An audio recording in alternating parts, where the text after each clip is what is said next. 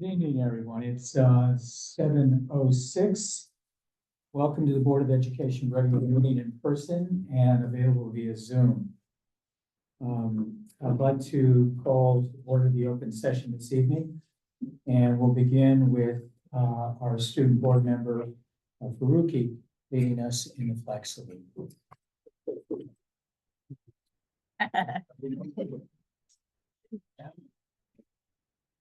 Begin. I pledge allegiance to the flag of the United States of America and to the republic for which it stands, one nation, under God, indivisible, with liberty and justice for all. Thank you, student board member Faruqi. We'll now have introductions of board members and staff. My name is Adam Escoto, and I'm the president of the board. And we'll begin with my president. Good evening, welcome. Vice Chair Martha Gaddis, trustee. Good evening, bienvenidos, Eduardo Sales Montes, trustee.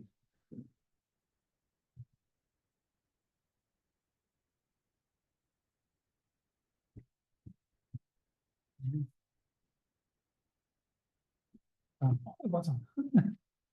There you Mary Faruqi, student board member. Secretary Jay for student board member, John Hunter, trustee, thank you. My turn. It's me. Kelly Schaefer, Executive Assistant to the Superintendent. Services. Colbert Cheney, Lieutenant Britton. Diana Taveras, Assistant Superintendent of HR. Good evening, I'm Carmen Garcia, Superintendent. I'd like to address our Spanish-speaking families and community. Para nuestros miembros de la comunidad de habla hispana, tenemos traducción simultánea. Por favor, hagan clic en el icono del mundo debajo de la pantalla. Gracias por estar con nosotros. To all of our students, thank you so much for being here. And Vicky, do you want to introduce yourself as well? Come on.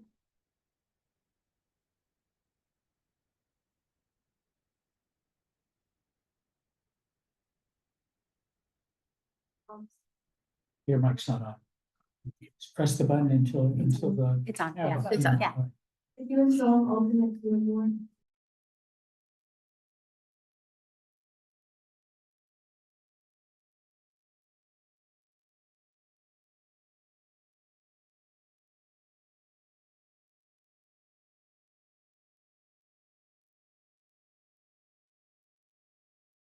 President Altman, can I get a second? Second. Thank you, trustee Montes.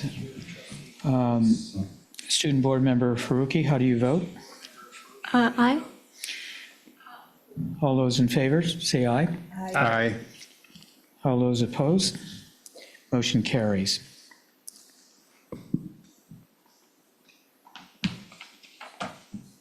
So, I think we're right here. Yeah. Regarding closed session, there's nothing to report.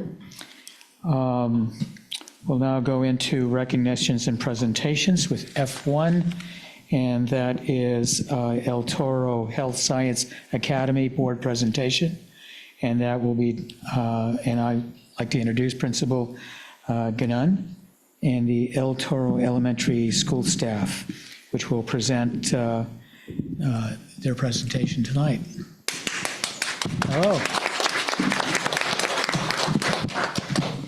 Thank you very much. Thank you, everybody, for allowing us to present about, I take this off. I'm more of a hands person, so I need this to kind of control my hands. So, plus I have to lean over a lot. I would like to introduce myself. I'm Joe Ganan. I'm the principal at the El Toro Health Science Academy for wherever Fernando is. And I'd like to introduce our assistant principal, Crystal Martin. Our administrative secretary, Cheryl Vandeventer. Our first grade teacher, Dolores Aiken. And second grade teacher, Sandy Hillisland. And our parent who has come tonight is Deborah Africa. Next slide, please. Yeah, I was afraid that happened. So some of this got cut off, so I will clarify some of it. You can barely even see it. There is a one up there at the very top, and that is a student of Native American descent that for some reason didn't show up when I enlarged it, so I apologize for that. And then at the bottom over here, of our 456 students, we have 52 students. That first column is actually for English learners, students who identify as English learners. So that is 11% of our student population. The 149 is our students who identify as socioeconomically disadvantaged students, that's 33%. And then 57 students, or 13%, are students with disabilities. And that is our demographic. But as you look at our grade levels, they're pretty even among every grade level. Next slide, please. Our staff. So we do have 2 administrators on staff, 28 teachers, 11 with master's degrees, support staff with speech, occupational therapy, psychology. We have 7 of those on our campus. And then we also have 20 classified staff from the front office to paraprofessionals who do support our students on a daily basis. Next slide, please. So our school plan for student achievement, our SIPSA, is we recreate it. We actually learned from last year when we had our scores, our ready scores from the first one, and from our diagnostic 1 to our diagnostic 2. We had it set for 20% for the entire year, but we almost hit 20% from the first diagnostic to December diagnostic. And so we wanted to adjust it to be more accurately and to make sure we do strive for higher levels, that we did want to make sure we hit that 20% by December, not for the whole school year. So we do have that high achievement. So far, to start off this year, if you can go to the next slide, this is our beginning of the year iReady data for grades first through fifth. Kinder was not a part of this, but they did take their diagnostic recently because they have a different testing window. But looking at our scores from this year, if I showed you last year's, they look very similar, which is showing a positive that we are growing the same amount each year. So we're keeping that steady 1-year growth band. But to the naked eye, you will see that actually in reading, our mid or above and early grade level actually rose by 2%. So we did see an increase in that level. And then in our diagnostic and math, which math is a focus across, is something that we're actually focusing on. I'll go into a little bit more about that. But our 3+ grade below level, 3 or more years grades below level, were actually decreased by 2%. From last year at the beginning of the year to this year at the beginning of the year. So we are seeing growth in the ways that we want to see, and we know that it's going to continue to grow year by year. Next slide, please. So our school actions. Things that I want to point out, the first bullet is the P3 Math Coherence Collaborative, which we are doing. It's actually funded through the Gates Foundation, and it is focusing on math manipulatives, and strategies to help raise student comprehension in math. We already went to a collaborative, or convening earlier last month, and it's something that we're going to be working on with Los Paseos to help raise those math scores. So we're hoping with what we're starting at our school, and it's going to continue to kind of blossom out to other schools, will help with our math scores. So we're actually working on those. We just started in May, and we're going to continue to see growth over the next few years. The other thing that we are also involved in is the California Coalition for Inclusive Learning, or CECL, because you know we love acronyms in education.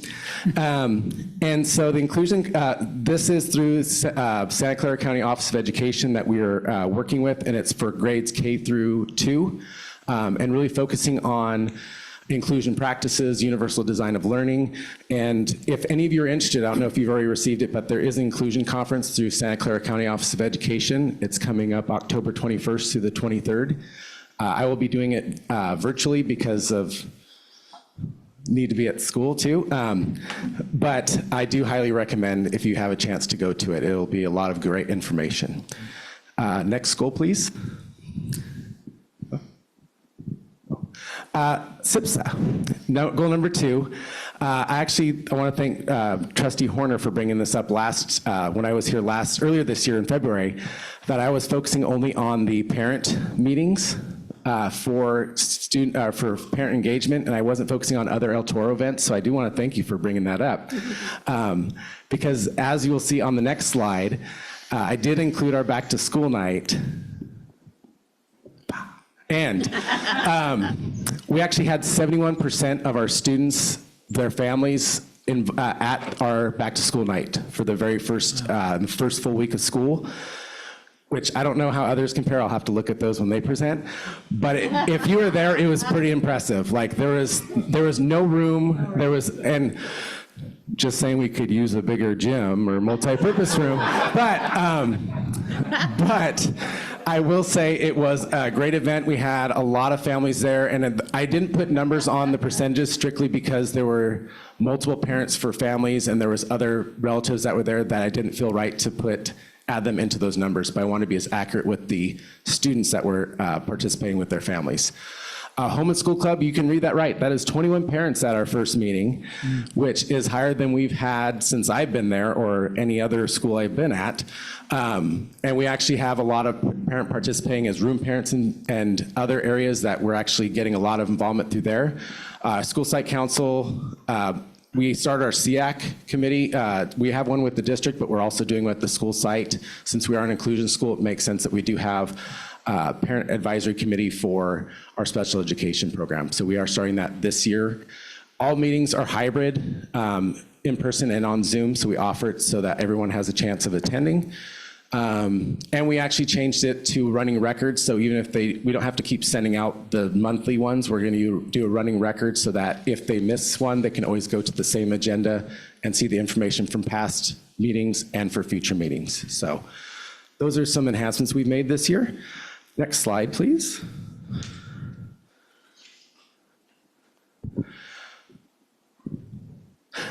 So for school actions, so we actually already inserted all of our events on the Parent Square calendar so that it sends a reminder 3 days ahead of time to our families that the event is coming up.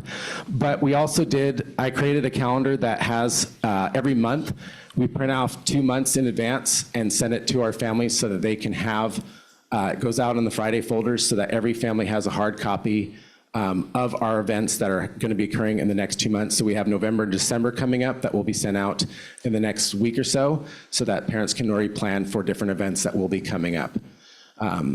Next, please. Professional learning teams. So again, we actually, and you'll probably hear this from other elementary schools, we actually worked with the other elementary schools at the end of last year to have a dedicated Wednesday where all the schools can actually collaborate on the same day around the same time, because we do have different release times.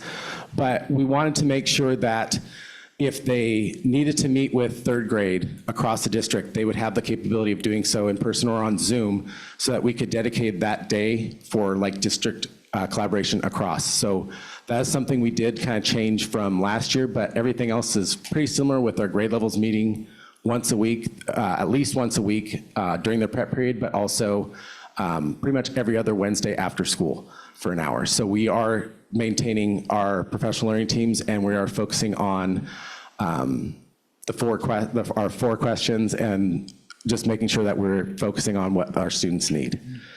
Next slide, please.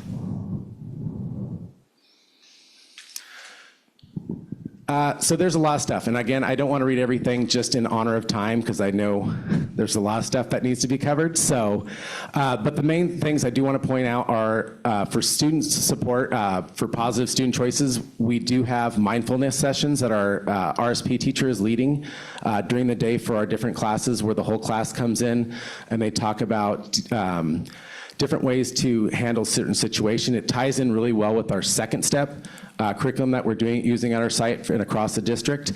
In fact, we have a word of the week, and we've actually pulled all the vocabulary from second step, so they're hearing it and seeing it multiple times throughout the year.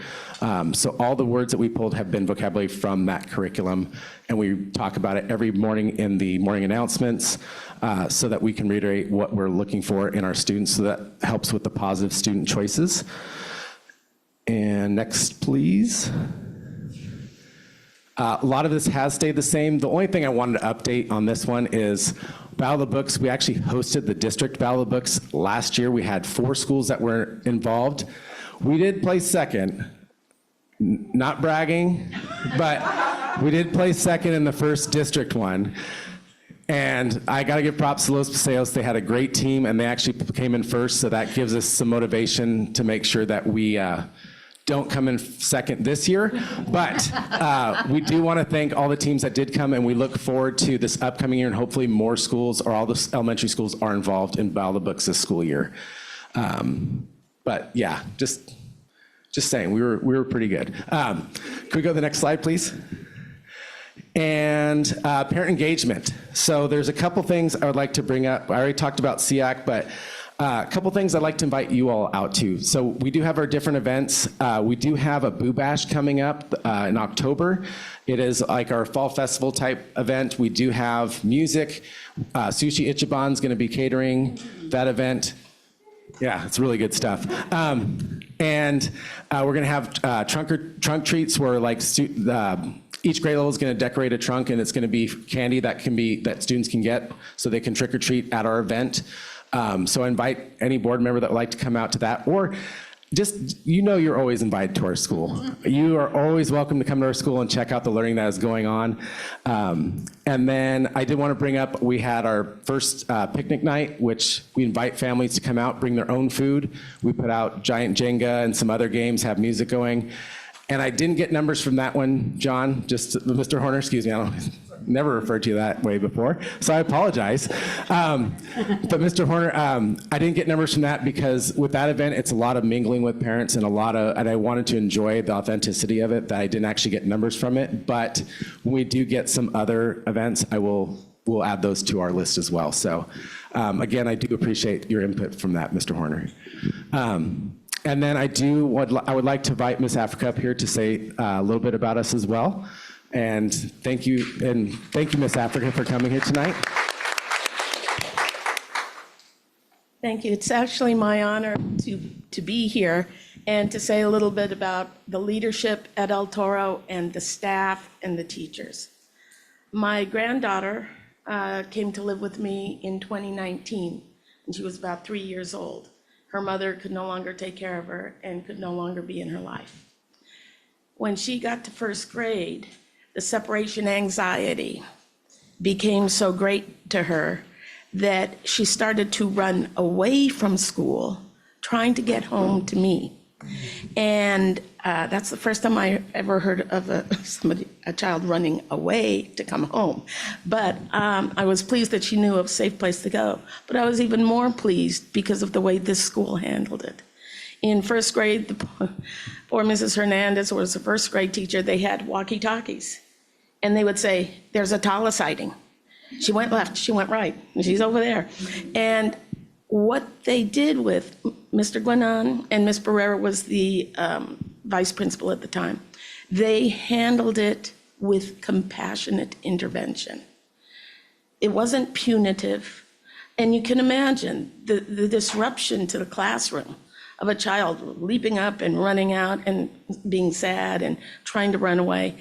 And yet consistently, the staff dealt with it. And teachers that I didn't even know. I would sometimes come, I came, left her at the school, morning drop off. All of a sudden, she's running around the corner, grabbing my leg, and there's a teacher 3 seconds after her, running after her to make sure she's safe. And this continued. Well, first grade, we got her past the running away. Second grade, in Miss Solvesen's class, she'd still have moments, but there was a timeout zone that Miss Solvesen had. And Tala was still able to pay attention to what was going on in class, but still have a place where she could fidget and let those anxieties out. And then now in third grade, Miss Maselli, she has let me know when there are some emotional disturbances that she's feeling, great sadness, which came out recently. She interpreted that there was some bullying going on, and she felt extremely sad.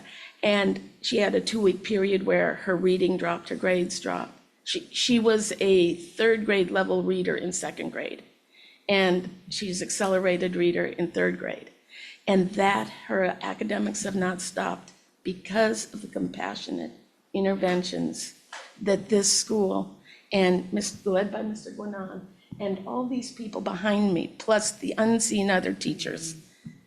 And I cannot say enough about what they have done, because some of my own children, not my grandchildren, but my own children, like one of my sons, didn't have the same experience in his school. And he's 21, but he's now getting past that. But had he had this type of leadership and compassionate intervention, he wouldn't have been labeled, and he could have been more successful now at 21. He will be successful, but how we treat our kids and how we try not to label them, but help work through those issues. I can't say enough, and I thank you, because that leadership is also coming from you, and it's trickling down. So I thank you very much. Thank you. Thank you, Ms. Africa. And last but not least, the last slide. Any questions? And thank you again very much for letting us speak tonight, before I forget. Thank you, sir. Questions, comments? Trustee Patterson.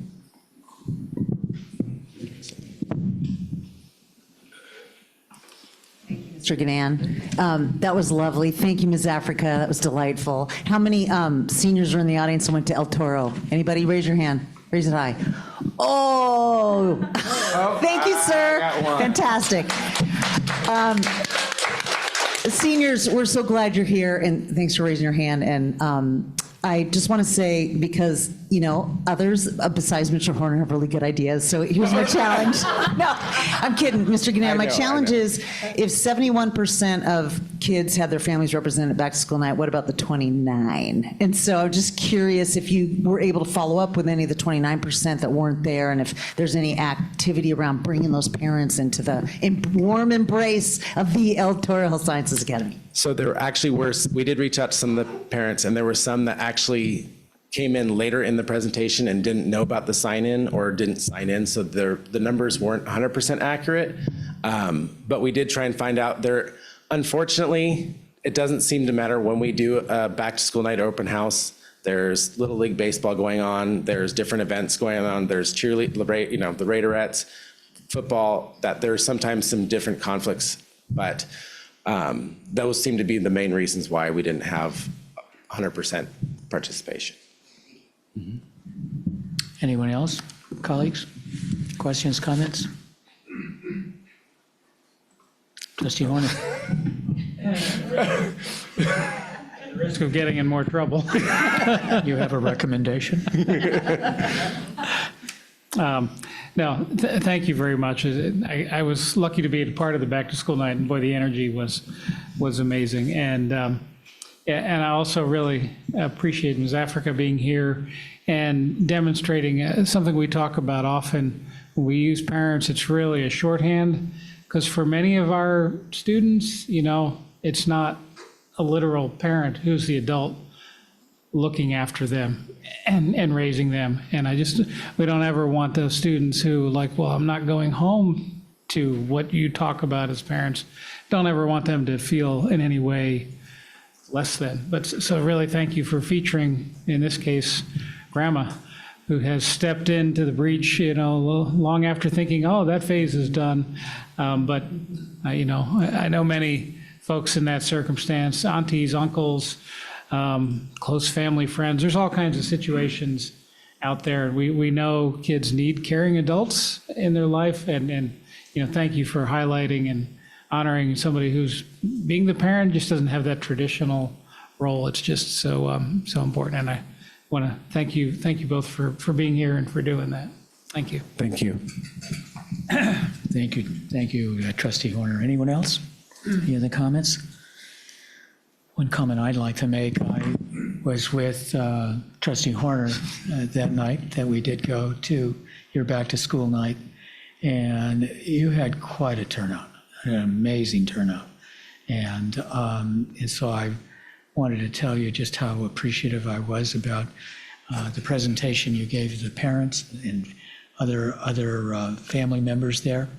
And it was also when Miss Africa and I had an opportunity to reconnect. She had been a long time resident of Morgan Hill and then left and then came back. So it was really nice to reconnect with her as well. Dr. Garcia, were you going to say something? Do you want to say something? Yeah, after you. Well, I'm done. All right. Thank you so much, John. Thank you. I too want to echo Principal Ganan. I actually was not able to go into the NPR because it was that full, but I waited outside. And I was able to visit the majority of the classes, and so I want to applaud the team that's right behind you. Thank you. Thank you to all of our teachers. Thank you, Cheryl. Yes, come on up. Miss Africa, thank you so much. Thank you for creating the conditions where all students feel seen and loved and respected and believed in. And I know your professional learning communities are pretty stellar. And so I want to congratulate you and the rest of the team for being very focused on precisely that work, on making sure that all kids are successful. So thank you. And our motto is all means all, so that is what we all believe in. And I do want to thank everyone that was able to come to our back to school night as well. It was very much appreciative. And like I said, you're more than welcome to come to any event and to our school at any time. We welcome everybody. Thank you. Thank you. Thank you again.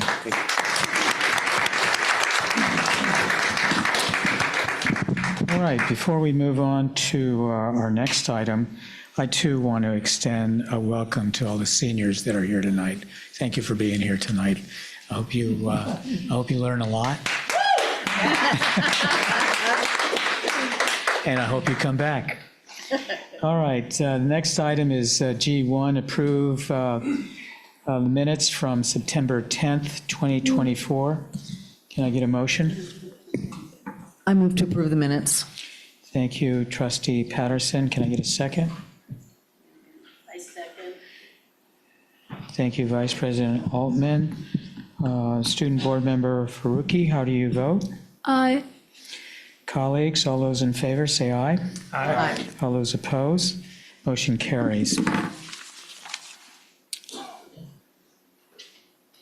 Now, moving to G2, approve the minutes from the regular theme study session board meeting of September 24th. I'd like to move to approve those minutes. Thank you, Trustee Patterson. Can I get a second? Second. Thank you, Trustee Montes. Student Board Member Faruqi, how do you vote? Aye. Colleagues, all those in favor, say aye. Aye. All those opposed, motion carries. Now we're going to move to public comment. Members of the public may address the board on any topics not listed on the agenda. However, the board may not discuss the issues raised that are not listed on the agenda. Topics not on the agenda that are brought to the board's attention may be investigated by the administration, and a report made to the board publicly or privately at a future meeting. Comments by visitors shall not exceed 3 minutes. Our first speaker is Anahita Yazdi. Is she here or is she on Zoom? Hi, I'm on Okay. Zoom tonight. Anahita, can you hear us? Tonight. Yes, I hear you. There's a little bit of lag. Anahita, we can't hear you. Can you hear me now? I hear you. A little bit better, a little bit better. Can we turn the volume up a little bit more? There's a little bit of lag, but I hear you. Do you hear me? All right, great. Please, yes, we can. Okay. So Perfect. please begin. Okay, thank you. Good evening. My name is Anahita and I'm a Paradise parent. Tonight, I want to address 2 important issues as we approach a critical election. First, I'd like to emphasize what's at stake this election, especially in the race for Area 7 trustee. While a candidate may seem strong on paper, it's important to pay close attention to red flags. For example, support and endorsement from figures such as our superintendent herself, trustees Horner, Escoto, and Patterson, who's also running for re-election, simply signals a continuation of the leadership that has left our district financially unstable. Such candidates will not offer the change we so desperately need. It simply extends the same problematic governance we've had for years. While also any donations to our school is greatly needed and appreciated, using such donations as campaign advertisement raises serious legal and ethical concerns and is a clear red flag. This is a clear example of blurring the lines between campaigning and education, potentially violating the law and is definitely crossing ethical boundaries. When candidates rely on swaying votes through donations, it often just signals desperation. We need leaders who earn their support through integrity and genuine connection with the community, not by trying to sway votes with financial influence. The second issue I'd like to raise tonight is about the recent Budget Advisory Committee forum last Thursday. The community was given vague information and was asked to provide input on some predetermined options without any clear understanding of their true fiscal impact. We deserve a clear yet detailed breakdown of the 90% ongoing expenditures, the overall budget, and all the programs funded by one-time COVID funds, along with their impact on our ongoing expenditures. It's worth noting, MGT Consulting, which led the forum and is on tonight's contracts list, has already cost the district at least $35,000 so far. After nearly 2 months, they were still unprepared to provide meaningful answers about our financial situation at last week's forum. This consulting firm, who's hired to facilitate an advisory body, must be held accountable, especially since the questions raised at the forum were already asked by BOC members in their meetings and went unanswered. It is time for transparency, accountability, and leadership that prioritizes our students, teachers, and the financial stability of our districts. So vote intentionally. Thank you. All right, our next speaker is Keith Rockin. Keith, are you on Zoom?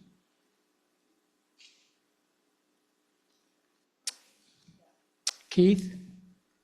Yes, can you hear me? Keith, can you hear us? Can you hear me? Yes. Please, Awesome, Keith. great, Yes, we can. wonderful. You can begin. Good evening. I would have liked to have been here in person, but I'm just getting over a bout of COVID. I wanted to address something that I brought up at the August 26th board meeting. I pointed out that at the July 9th board meeting, there was a discussion over whether to appoint someone to fill the seat vacated by Trustee Knutson or to hold a special election. And at that meeting, Trustee Horner presented a Word document on the big screen with his plan for an appointment, as well as dates and timelines. At the August 26th board meeting, I spoke about my frustration with what I had perceived to have been Trustee Horner's lack of willingness to consider the perspectives of the parents, of Jim Levis, and everyone else speaking against the idea of an appointment. I had based this on my assumption that because his response to a topic that had just been brought up minutes earlier was already typed up and presented on the big screen, I had assumed that he had arrived at the meeting with the Word document ready to go and had it preloaded into the PowerPoint presentation. At the meeting where Trustee Gaddis was appointed, Trustee Horner personally informed me that he had not come to the July 9th meeting with his decision already made, but that he had in fact typed up his decision during the meeting and emailed it to the back office to be included in the presentation. I would like to formally retract my August 26th statement about Trustee Horner and thank him for correcting me and setting the record straight. I'm well aware of the viewpoint that my statements at these meetings are perceived as little more than complaining and general negativity. Respectfully, that is inaccurate, overgeneralized, and a short-sighted opinion. I continue to come to these meetings and speak because as our elected officials, I hold the people sitting here today to a high level of transparency, ethicality, and accountability. And I am just calling attention to when I perceive this to not be the case in the hopes that these oversights will be addressed. That being said, it would be disingenuous and hypocritical of me to not hold myself to the same standard. So I'd like to formally apologize to Trustee Horner for spreading a factual inaccuracy about him, and again, thank him for speaking to me personally. Thank you. Thank you, sir. Our next speaker is Armando Benavides.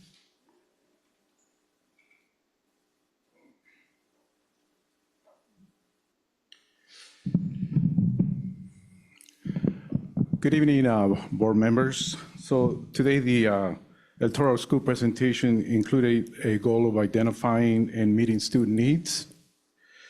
And that is really in line with the new trend, which is addressing the needs of our students holistically,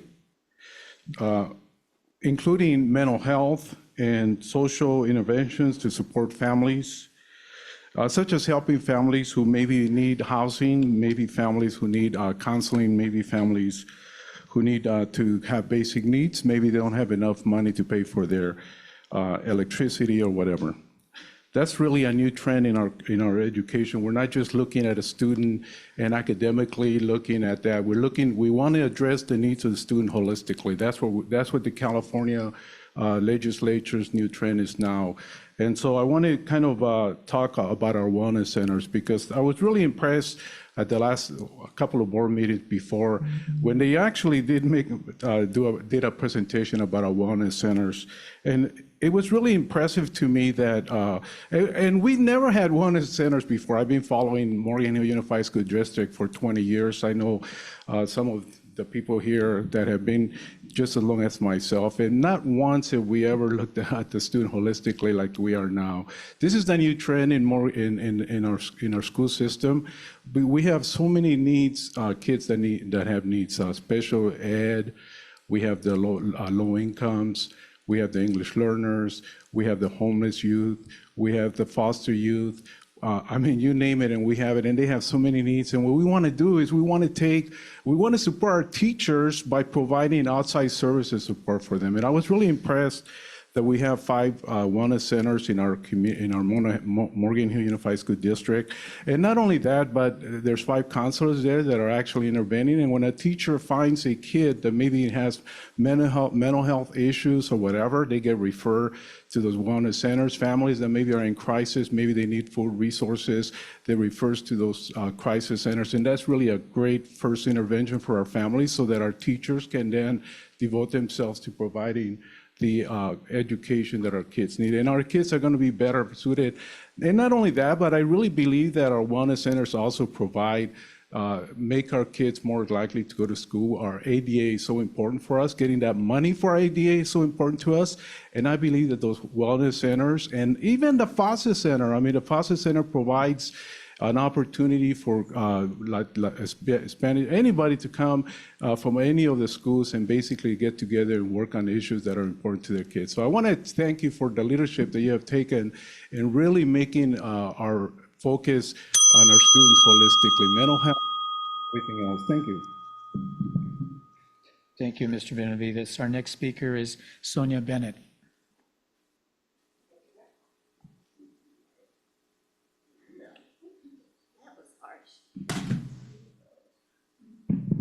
Hi, my name is Sonia Bennett, SONIA-BENNET, for all of the civic students from Live Oak High.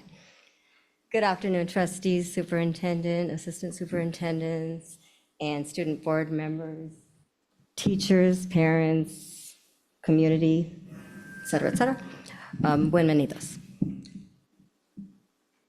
So, I really had high hopes for the Budget Advisory Committee. Thus far, I've attended 3 Budget Advisory Committee meetings and 1 community forum. I've spent countless hours scouring through the budget presentations to understand the ins and outs of the financials. We have 1 more community forum this week and 2 more back meetings until recommendations will be made to the board. My expectations was to deep dive into hundreds of line items of spend data in order to make recommendations to the board. My expectations have not been met. Day after day, week after week, my calls for escalations have failed. I personally am questioning the role of the Budget Advisory Committee as a whole. How am I supposed to do my job if I do not have the proper data or tools to succeed? I speak for myself because the ground rules dictated by the back only allow me to express my own views rather than speaking for others. My name is Sonia Bennett. I am a member of the Budget Advisory Committee representing the elementary school parents. Thank you. Thank you. We'll now move on to communications, and we'll start off with our student board member, Faruqi.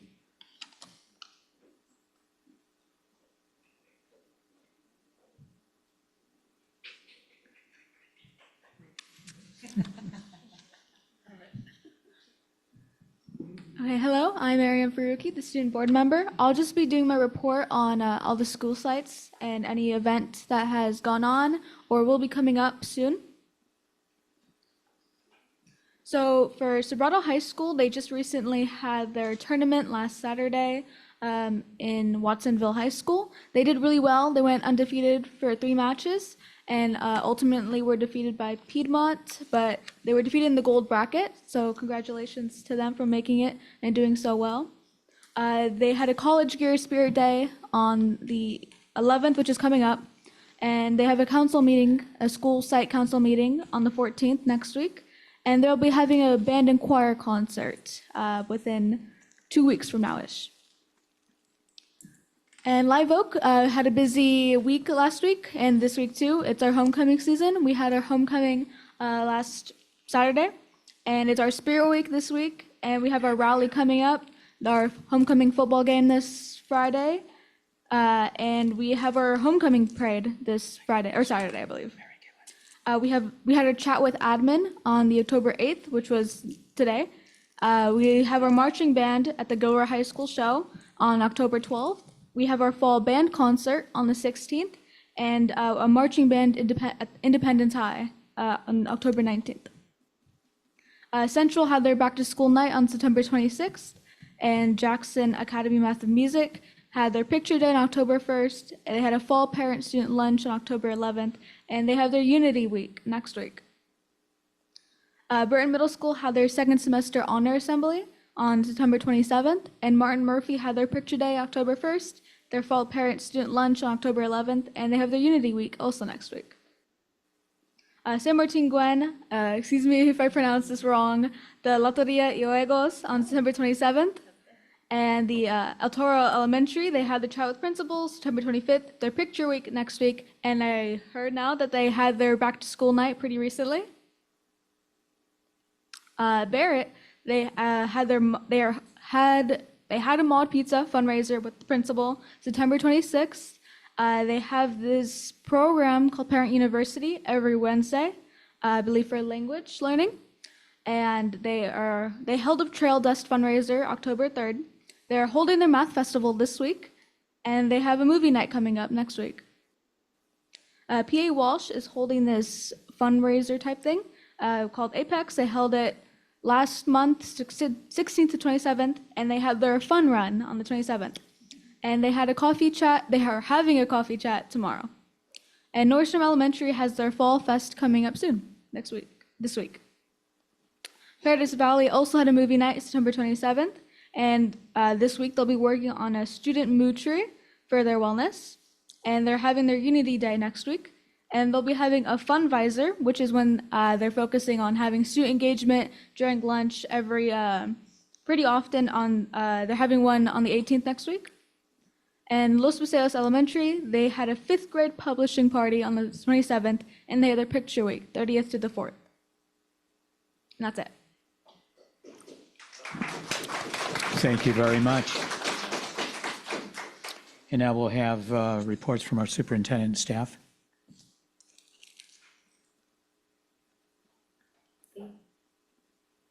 Thank you very much, President Escoto. What follows is a brief update of our activity, just a few highlights since our last board meeting.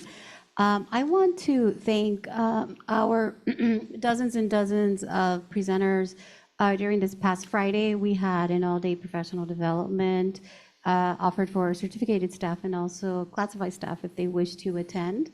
Many sessions were facilitated by our own colleagues, and so I want, again, thank you to our teacher leaders, our administrator leaders, and others who led these sessions in a very purposeful way. Also, Central High School had its back-to-school night, and I want to pay special attention to the left side of the slide. And kudos to the students at Central High School. They had an art exhibition the same day as the back to school night.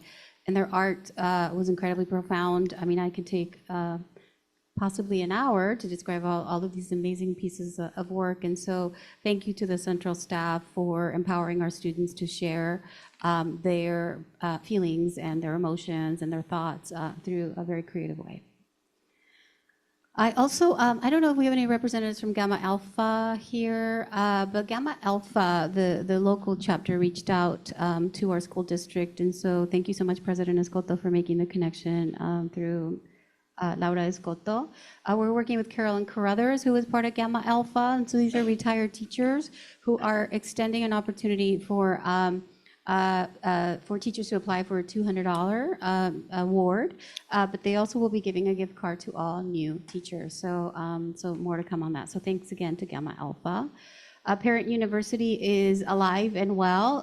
The Parent University classes began on Wednesday, September 25th. They are offering English as a second language. And by popular demand, Spanish as a second language. And so this is open to our parents who many of their kids are in the dual immersion program and they are monolingual at home. They only speak English, and so they would also like to learn Spanish so that they can help their children at home. And we're also leveraging the ESL class as a very traditional English as a second language class for our adults to take the ESL courses as the first step into ultimately enrolling in the adult school and advance their English proficiency and ultimately get their diploma and then enroll in GAV and then a BA, and then the sky is the limit. I also want to highlight briefly CalSoap. CalSoap is a partnership that we have with our high schools here in Morgan Hill Unified. So South County CalSoap, so all of you seniors here and listening to us on Zoom, please plan. If you are not, if you did not know, there's a fall college fair October 23rd from 4 to 6:30, and CalSoap also supports Gilroy, and they also support Hollister High. We have a counselor here, so she's like, remember to go. So, show a hand, do you all know about the? Yeah. Yes. So thank you, Veronica. Thank you for helping with that. I was able to go to UC Berkeley recently with an all-day session on Building Bridges Summit, and essentially is how, here in our school district, about 10% of our students are unhoused, and so what can we continue to do to support our students who are unhoused? And so very powerful all-day session on how we can continue to accelerate those efforts with our unhoused. We had board superintendent site visits. I have to highlight, if you can look the middle picture, that is Mantis, meet Mantis. I actually had Mantis around my neck. So thank you to Murphy and also to Los Paseos for hosting us. I'm also really excited. It's a snake. Yeah, and Trustee Horner had a snake around his neck. Yes. That makes sense with the Ebola. It's Ebola. Yes. Yes. We have 2 dual immersion programs in San Martin and Walsh, and we have been struggling recruiting B-clad bilingual teachers. And so happy to announce that we have a burgeoning partnership with San Jose State University. They have many student teachers that they would like to place, and so thank you so much to our team who is accelerating those efforts to place those student teachers on our campuses this year and ultimately create a pipeline. So thank you, and thank you, thank you to San Jose State University for supporting us with those efforts. Attendance month is now closed.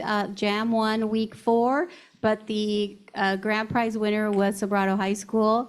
So thank you to all of our schools for a very friendly competition to continue to increase our attendance school-wide. Freshman success celebrations were held at Live Oak and Sobrato. What a beautiful way to celebrate our freshmen with multiple awards and to see lots of very happy families and lots of happy older siblings who were there to support their younger siblings. And so thank you to the freshman success team at both high schools who make all of this happen. And lastly, there's a community fair through our partnership with Lati. And I believe we sent all of this information out to everyone in Morgan Hill Unified. And thank you, and that concludes my report. Thank you, Superintendent Garcia. We'll now move to I3, reports from employee groups. Morgan Hill Classified Employee Association will not have a report tonight. However, Morgan Hill Federation of Teachers President Jim Levis does have a report.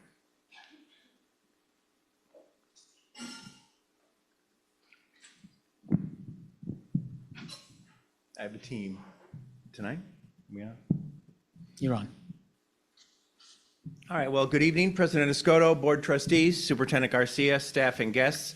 I am Jim Levis, the proud president of the Morgan Hill Federation of Teachers, and I wanted to start off by thanking El Toro, staff, grandparent, Principal Ganan for their presentation, and certainly all the great work that their staff is doing there. I mentioned at the last board meeting that this year MHFT Time at the Mic would focus on topics of educational importance. Our first presentation will focus on school safety and be broken down in elementary, middle school, and secondary portions. Renee DeVillis from Nordstrom Elementary will address the elementary. Rosemary Thompson from Martin Murphy and I will address the middle school, and Christine Taylor from Sobrato will address the high school. You have our PowerPoint? All right. Thank you, Jim. Good evening, everyone. I'm going to start with the elementary school, and we'll start with some of the successes that we have as far as school safety goes at the elementary level. I would first, say that our educators are very dedicated and prioritize student safety every single day, always working to ensure the students are safe and secure at school. And that we get very good training from the district for most of our safety and security. Every year we have an excellent training for that, and it's very useful. And we've had to use it in some cases, so it's great.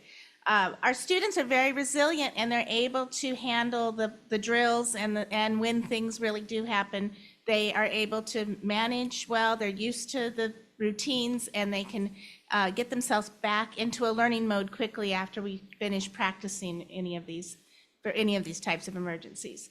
Also, the students, I already said that one. Okay, and also our family badging procedures throughout the district. I've been in the district over 20 years now, and I remember a time when people just walked on, walked off, nobody stopped them, nobody questioned them, and it's just really nice now to have vetted people who have to go through a secure location to make sure that who's on campus has a reason to be there and is safe for our students as well. And again, adding to that, the enclosed campuses, people are amazed that when I tell them that you used to be able to open my classroom door and walk it out into the parking lot and straight out to Dunn, and now we have really nice fencing all around the schools that are keep the elements out and the kids in, although they can get out if they want to. So we have someone who told us about that tonight, right? And there's the district office, especially when there's problems with alarms or PA systems, maintenance facilities gets right on those kind of things. That's really always they prioritize that. And also now we've installed video cameras in most of the schools, and that we believe that that's going to increase accountability for when things go wrong. So those are our successes. Let's go on to the next slide, talk about some needs that we discussed, some challenges. One thing when we were meeting to discuss what are some of the challenges, we noticed that most schools don't have a consistent protocol as far as keeping doors locked, keeping them propped open, how we do it. So maybe getting some consistent safety protocols in place. And the doors lock in different ways and unlock in different ways, so that's also something of a concern. The equipment, when we do the training for the yearly run, hide, defend, things like that, we often watch a video and they'll show us these things that, look, this is how you can lock the door, look at this device that does this or that, and we don't have those things. So we really could use those things to help us in a lockdown situation, to be sure that we're safe if we have to be in that type of situation, and barricading the classroom, that kind of thing. And our school offices, Nordstrom's not one of these schools as far as clear view. They can, with our brand new offices, it's beautiful. We can see right out to the street, but many of our schools do not have that. The offices don't have a clear view to the street. And the buzzer system, like they have here at the district office, would be very useful for our staff at our school sites too, to keep them safe in case something's going on. One of the things that came up recently, Nordstrom had a 3-hour lockdown, and it was, it was fine because we had internet and electricity, because it was just something going on across the street that we needed to be safe from. But oftentimes, a lockdown is also a result of a weather situation or an accident or something, and we lose power or electricity, and we can't communicate without the internet. It's our phones go down, our PAs go down, our email goes down. So this is something that is a big concern, and we probably need walkies in all the classrooms because we have to go back to the old-fashioned way in that two-way communication because it's just there's no other way to communicate if we lose power or internet. So telephone systems. Okay, so that's all from me. We'll go on to the middle school.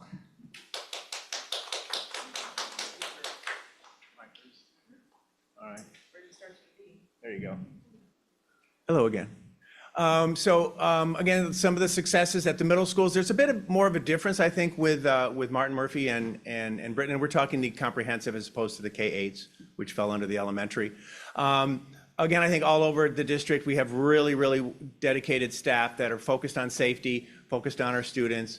The consistency of the badging is also good. The Run, Hide, Defend, Morgan Hill PD, and of course, San Jose PD run those fire drills. We do have a nice set of emergency extensions so you can get multiple people. Cameras have been very, very helpful, I know, on Britain campus especially, with some of the instances of what happens. But Murphy has a couple of other things that Rosemary's going to touch on. So at Murphy, yes, we have the multiple extensions that bring everybody in our front office and our library. But again, those are internet dependent. So if no internet, we have no clocks, we have no phones, we have no anything. We're also in a very big blind spot as far as cell coverage is concerned at our site. So you can't get, somehow the students all have cell service, but we do not as adults. So, you know, if we're going to communicate anything of great importance, adult to adult, that is a big challenge.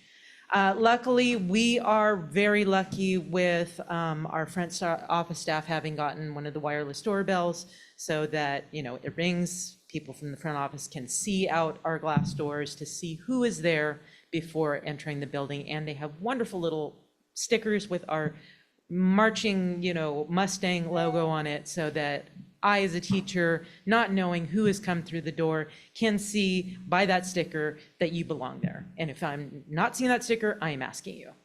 Our home and school club was wonderful a couple of years ago, providing those 2x4 with the strap door barriers that you can wrap around the handle and make sure that your classroom doors are closed, because we, in all our classrooms, have an inside and an outside door.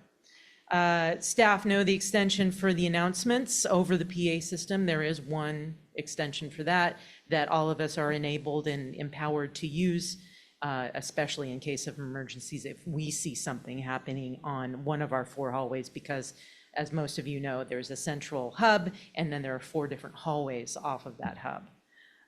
So back to Britain. One of the nice things that we have is staff keys open all of the gates and the locks. So if there is the need to get out, no matter where we run in on campus, wherever the fencing is, we can unlock those padlocks, unlock those gates, which makes it nice in case there is an emergency situation. So those are some of the successes. There are some concerns that we have or challenges. I'll let Murphy cover the first part. Like you said, internet. Said that, done that. Glass doors at both the sites. If someone with bad intentions is wanting to get through, they're going to be able to get through that glass. And it's not going to matter that we have our little doorbell there or not. So that is a big concern. I said the dead zone already. And me personally, I leave my house every day and I go to my work site and I hope that I come home, because Murphy is a very porous campus. Because we have the shared areas with San Jose, I know that is not something that the board can necessarily address, but there is also the question of police jurisdiction. And so when we do have an emergency, I know every, you know, law enforcement agency is going to be beating feet to our doorstep, but also in smaller emergencies, knowing the organizational layout of who we are going to contact, because there have been instances in the past where we have tried to contact San Jose PD and they're like, oh no, you're Morgan Hill Unified, go talk to Morgan Hill PD. So we need to clarify that, and clarification and organization don't take any money to be proactive. Back to Murphy. One of the things we have with our classroom doors is, again, we don't have any specific way to barricade them. There's been some discussions about it. I know Principal Donahue has looked at some options, but that is something that right now is just kind of see what might work for you. So a little more, direction could be helpful on that. Of course, Britain is all glass everywhere. Kids always ask, is it safety glass? Well, it's safety glass, but it's not like protective glass. So that is always a concern for anything that could be a potential. And although we have the new administration building and the new facility is gorgeous, we don't have all the securities and the buzzer system. I know President Van Deventer has brought that up as well, that those are some concerns at a variety of different sites. And now to the high school. Hello, thank you for having us. I'm Dr. Christine Taylor. I'm from Sobrato. And start with some of the successes at the high school level. With the threat that occurred on Friday, September 20th at Live Oak High School, there was effective communication from administration as well as enough support from the SRO as well as police officers and district staff in dealing with that threat. We do have, and I confirmed with Live Oak today, because I know Sobrato better than I know Live Oak, but there are established safety teams on both campuses with leads that are ongoing. All of those leads at Sobrato I know do have walkie-talkies so that we can communicate in case of outages. But I would have to agree that in some situations, if there is, not all teachers on campus have walkie-talkies, and with lack of internet, or if self-service is down, I could see where that could be an issue communicating with teachers who do not have access to those. Kids are very familiar with and are accustomed to our run, hide, defend drills, as well as the earthquake and fire drills, allowing staff members to have clear set plans and protocols in place. We had an earthquake last year, and I had students in my class, and I told my students I kind of did what I do at home, which is to pause and I look around and I'm waiting to see if things are going to start falling. And I simply said, duck. And they all just dove under the tables and waited for clearance from admin in order to get back up. So they are very familiar with those routines. Cameras, we do have those, and it, I think, does create a safer environment for us and better surveillance for most spots on our campuses, but there are still a few blind spots. Next slide, please. So I apologize because I wasn't actually present at the meeting to hear the conversations, but I think I have a pretty good sense of what this first item was about. With the presence of social media, it does allow us to get information more quickly, but it also does cause some amounts of fear-mongering as well as false alarms. And I know there were a lot of threats being made recently on social media. So I think that a way to reassure our families in the district that we are taking these seriously. I know messages did go out from the district, which were helpful, but there were a number of students that missed school because their parents were still feeling some concern over those threats. Oftentimes, administrators are told by the district office not to cause alarm with students, so communication of threats are not always presented in a manner, and it was explained that we do not have communication procedures in place to quickly and safely alert our campuses in the event of an emergency or to communicate with one another during these events. So I'm imagining this is maybe both on campus, as we said, if systems go down, but maybe also between campuses as well. We, the teachers, especially and that I know of at Sobrato, are responsible for the safety of our own classrooms in terms of barricading doors, window coverings, and things. And as you heard earlier, there actually is a very wide variety of door types on our campus, so it can't be addressed in any one single fashion. And it makes for procedure. I'm not recommending that we change all the doors, but it does make it a challenge both for teachers as well as for students on the high school campuses who are going from classroom to classroom. The procedures are going to be slightly different in every classroom. So there is some inconsistency there for what can be expected from one class to the other if an emergency were to occur. And if you wouldn't mind, the final point here, I would like to address a critical issue that impacts Sobrato High School specifically, and that's the lack of an automated external defibrillator or AED near our athletics facilities, specifically the football field and track. also the baseball and softball fields. Each year, about 2,000 young people in the United States die from sudden cardiac arrest. And although it is rare, it makes it the leading cause of death among young athletes. Unfortunately, we don't have an AED within a reasonable distance of our fields, which could jeopardize the safety of our students, our staff, and our parents during both PE and athletic events. The American Heart Association recommends that AEDs be reachable within a 3 to 5 minute round trip walk. I recently tested this by sending an athlete from the field to retrieve the nearest AED from our gym. He completed the task in just under 4 minutes, but this was a best case scenario.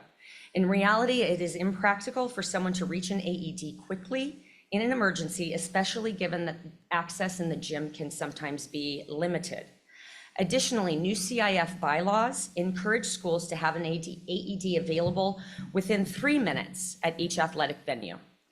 I recognize that housing an AED on our fields poses challenges since we are not allowed to build permanent buildings there.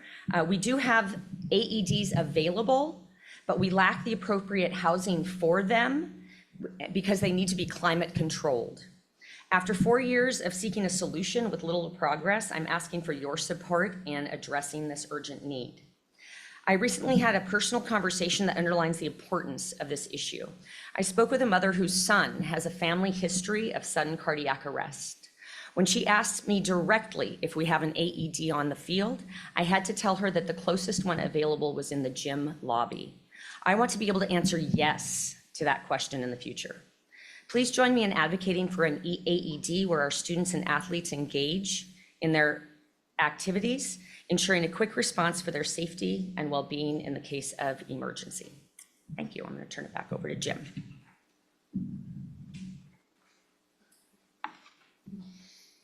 Thank you all very much.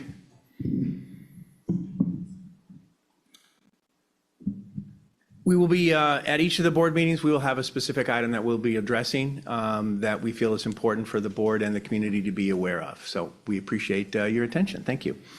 As I mentioned at the last board, sorry, I already said that.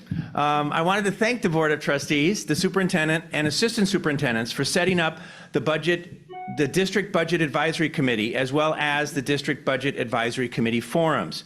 I would also like to thank the community members, families, and educators who attended the first forum last Thursday on October 3rd. On that note, it is clear from the meeting on Thursday that the employees and the community want budget transparency. And transparency in this situation does not mean presenting the unaudited actuals at a board meeting, but rather providing a full breakdown of the expenditures. If you plan to cut $6 million from the budget through a clear and collaborative process, it is vital that you hear the questions and concerns of your employees and the community. If you plan to avoid having these cuts impact the students, their classrooms, and the services provided to them, then an examination of how all monies are being spent needs to occur, and that information needs to be provided to the community and stakeholders, and of course, the committee. So far, these things have not happened. Budget cuts cannot preempt a comprehensive understanding of a budget.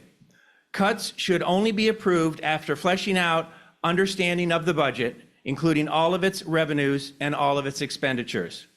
We look forward to having more information on this expeditiously. Thank you.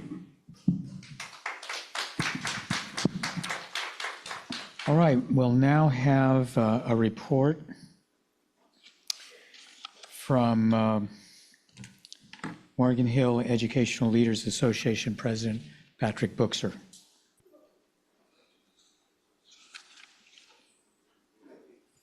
Mr. Buchser, can you hear us? Good evening, everybody. Are you able to hear me? Good evening, everybody. Are you able to hear me? Yes, we can. Thank you so much for the opportunity to speak tonight.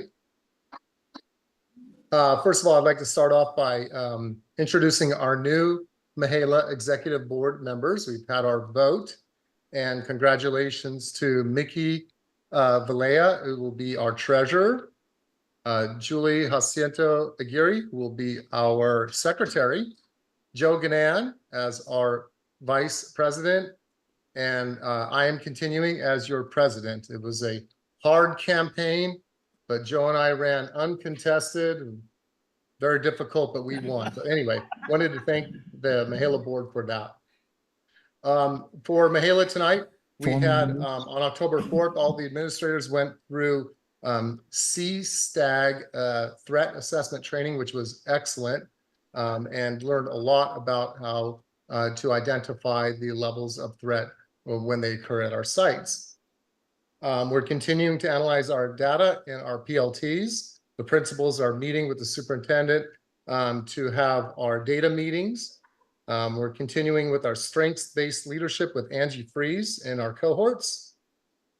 We've had our first curriculum council meetings, both elementary and secondary.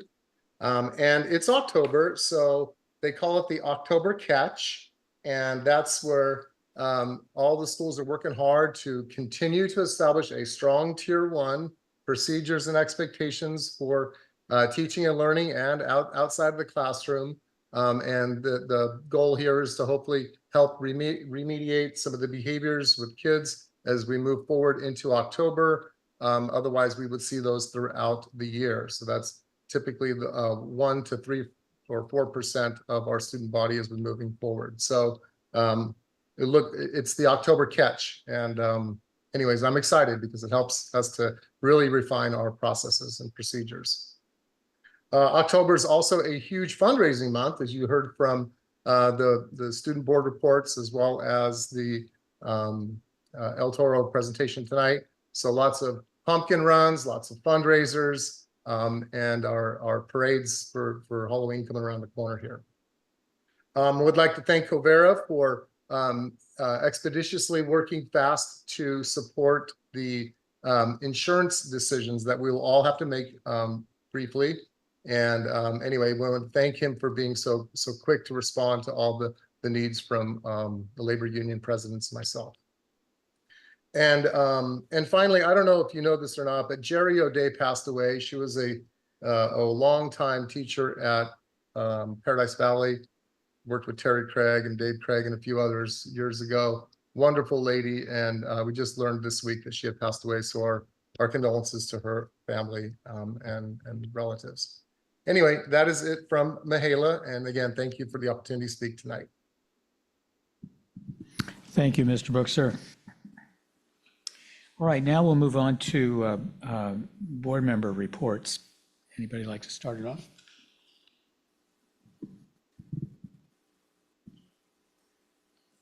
Going once, going twice.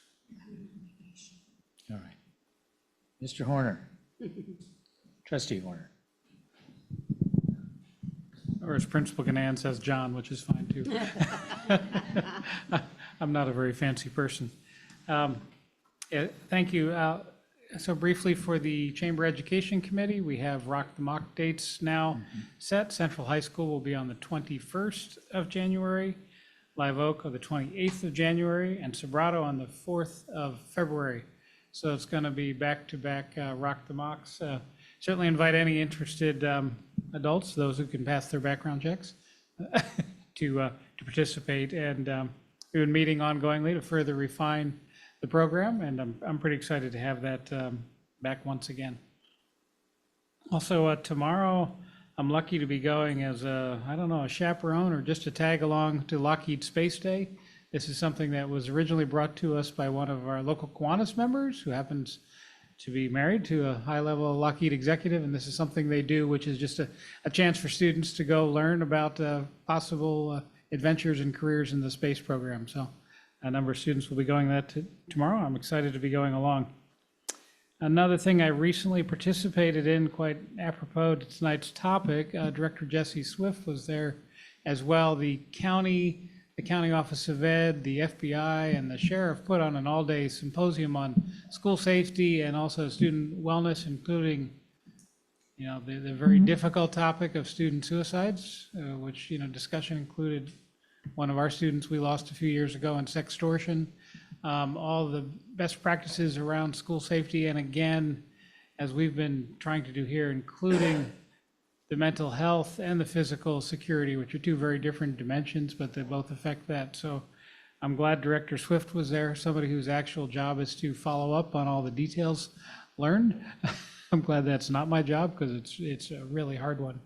but really appreciate the collaborative environment between so many entities, and it fits in very well with what we heard here this evening. And then the final thing I'll report, our superintendent and I got to participate in the Silicon Valley Education Foundation's annual gala. They offered us free tickets to come see what it was all about, which was interesting. The way they do fundraising was amazing. It started with who's in for $150,000? Samsung said, oh, we are. I mean, all the way to, they raised between $250,000 and $500,000 that day. But then, you know, they spend millions of dollars on their staff each year. So it's pretty interesting to observe. I mean, they have very well-paid staff, but some amazing programs, which, again, others are in charge of the details. So it's up to Superintendent Garcia to see if their Elevate Math program and some of their other programs are a good fit for us or not. But certainly their ability to connect local schools, they're mostly active in East San Jose right now. We're trying to get their attention here, but to connect schools with a lot of students in economic need to the technology industry of Silicon Valley, that's a very important initiative, and I hope there's some way our students can benefit from it. That concludes my report. Thank you. All right, anyone else? Trustee Patterson. Thank you, Mr. President. For my colleagues, just want to bring you up to date that I had a terrific conversation with Mr. Glenn Webb, who, as you know, has formerly had all manner of positions here in our district. Because a parent of a 3- and 4-year-old who's been very active in the Los Paseos community was hearing a lot of concerns among parents about the quality of education in Morgan Hill Unified School District. And this parent, although his children are young, understood that there was a lot of exciting things happening in the district and was very interested to hear more about how to talk to other parents and help them learn and be open to understanding what's really happening in our schools instead of relying on hearsay or certain, rankings that a real estate agent might point you to. So out of this conversation, Mr. Webb, who explained kind of some of those ranking apps and software that parents might go to quickly or realtors might point them to. Mr. Webb, in his past role, had developed slide decks that he would take to the Morgan Hill Realtors Association to help them understand, here's what Morgan Hill schools are really doing, here's what we offer, here's the high quality of education that we provide. So Mr. Webb kindly and generously spent his time sort of talking both of us through this, which was great. And a couple of the things that came out with this parent completely understood is there's nothing that helps you assess a school better than a school visit, as opposed to relying on these completely aggregated numbers that don't really reveal quite well what's actually happening inside a school campus. And so I did correspond with Dr. Garcia in the interim and just threw out some of the ideas that came up around maybe updating a slide deck for the Morgan Hill Realtors and maybe South San Jose Realtors Association so that they know exactly what's happening inside of our school buildings so they can also educate prospective homeowners around that who are interested in school and education. B, that we do some more outreach with 3- and 4-year-old parents of 3- and 4-year-olds so that they can make an informed choice about where they want their children educated and understand the beauty and the quality of the neighborhood schools. And then C, the opportunity to visit. So certainly for parents of 3- and 4-year-olds, that would be critical.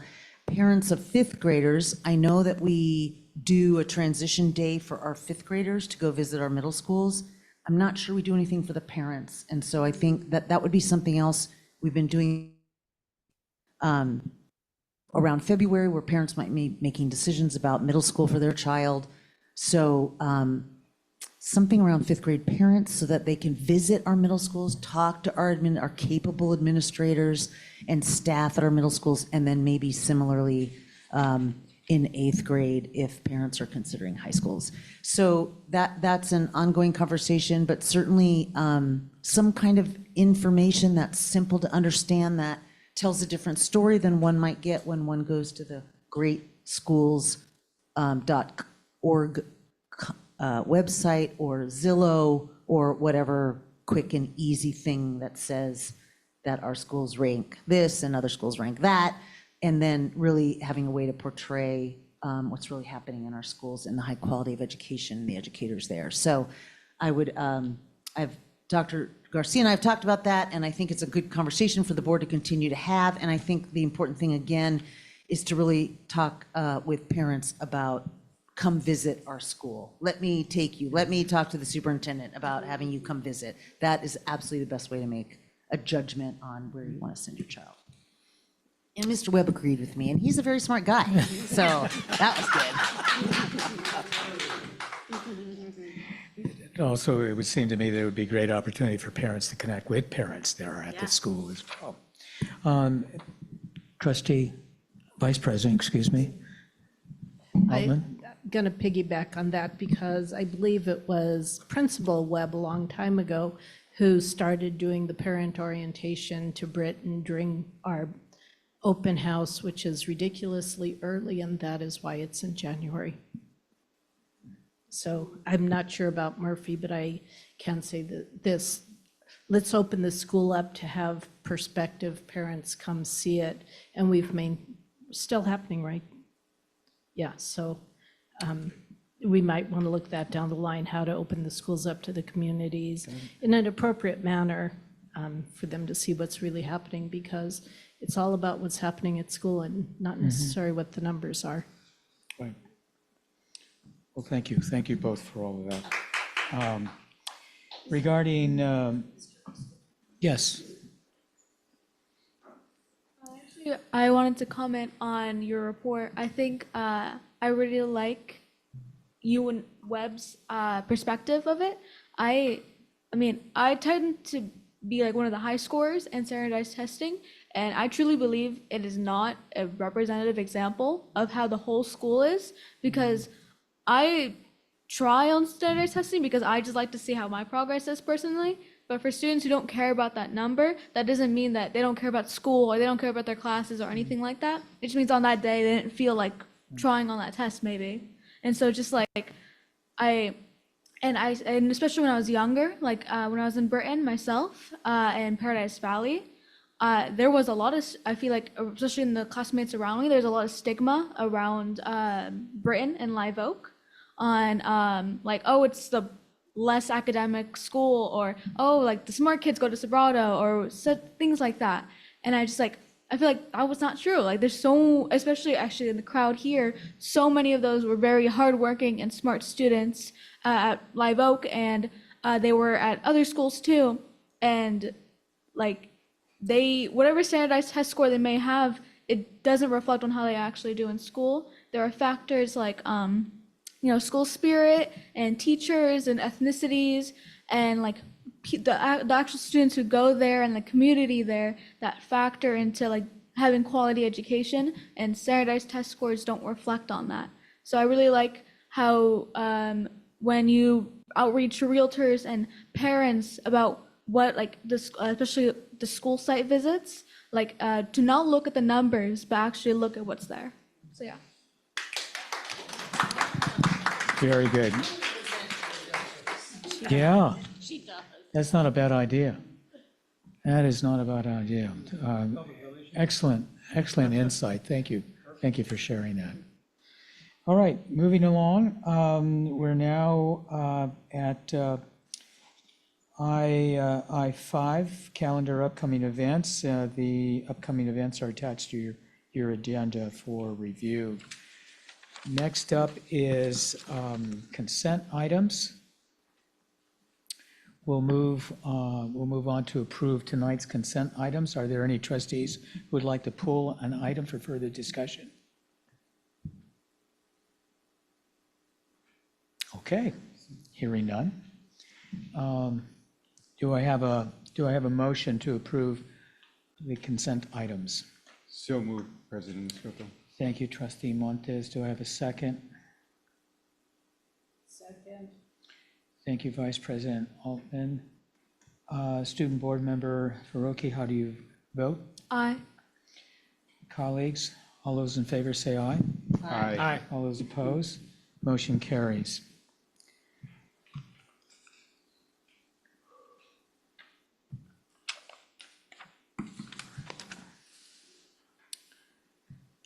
All right, now we move on to J3C, adoption resolution to observe Lincoln's birthday holiday on February 17th. Did I skip something? K1. I'm sorry? I was looking at that.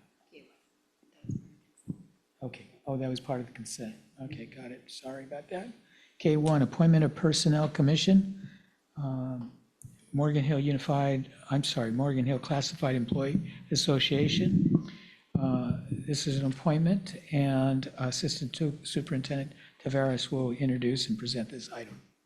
So we will co-present. This is my partner. This is Cheryl, and I've invited her up here because this is her unit's recommendation. And so I want to give them the opportunity to announce their recommendation for the Personnel Commission. You can summarize. Okay, I just want to say that we are absolutely honored that Victor Lochi has agreed to continue on as our choice for the Personnel Commission.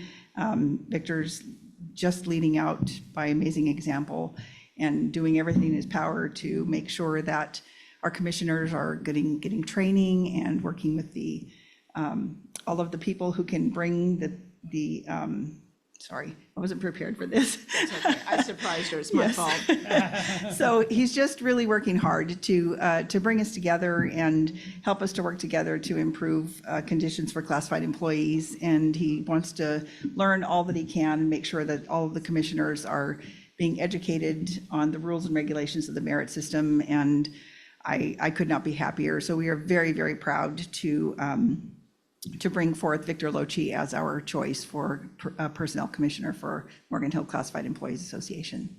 And we respectfully ask that you approve this recommendation. Great. Thank you. Any questions, comments? Trustee Patterson. Ms. Van Venter and Ms. Tavares, Mike's off. your mic. Is the commission currently fully populated then with Mr. Lochi added? Okay. Well, Sec- this is not an addition. We are reappointing him. So he has He's been on he there has for a been while. our choice for several years now. Understood.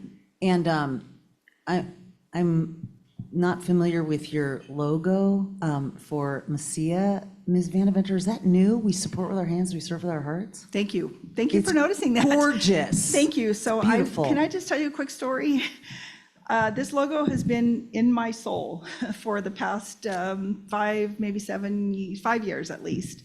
And I brought it forward a few times and I wasn't allowed to go forward with it. And I'm the president now and I. That wasn't us. Yeah. I brought it to our site reps and our officers and I just described it. And I said, would you allow me to bring this to a graphic artist, my idea, and see what he can do with it? And so we hired a graphic artist and I just described to this man what's in my soul. I'm going to cry because this is exactly what was in my soul. And so he actually added the heart to it. And I'm just going to give full glory to God. God gave me we support with our hands and we serve with our hearts. When I saw the heart on there, God just spoke to me and said, this is who we are, right? I wanted to convey the fact that we are the ones who hold up these amazing schools and the people in them, the students and the teachers and all the staff. So that's our message, and this is our new logo and our new motto, and I could not be more proud to be a part of this. So I just thank you for noticing that. I'm so excited about it. So thank you. Thank you very much. Any other comments, questions? Let me just say that I've had the privilege of knowing Victor for a while now, and he is definitely a very productive and contributory member of the commission, and so Yes, great he is. choice. Thank you. I'm glad he's deciding to continue on for a while. So are we, believe All me. right, He's sounds wonderful. good. Yes, All right. thank you. Do we need a motion on this? So we do need a motion on this appointment. Can I get an appointment? Can I get a motion, please? President Scotto, I motion to appoint the appointment of the Personnel Commission, Morgan Hill Classified Employee Association recommendation as submitted. Second. Thank you, Trustee Montes. Thank you, Trustee Patterson. Student Board Member Faruqi, how do you vote? Aye. Colleagues, all those in favor say aye. Aye. All those opposed? Motion carries. Thank you so much, Congratulations. trustees. I'll let Victor know. I appreciate Thank it. you. Thank you very much. Thank you.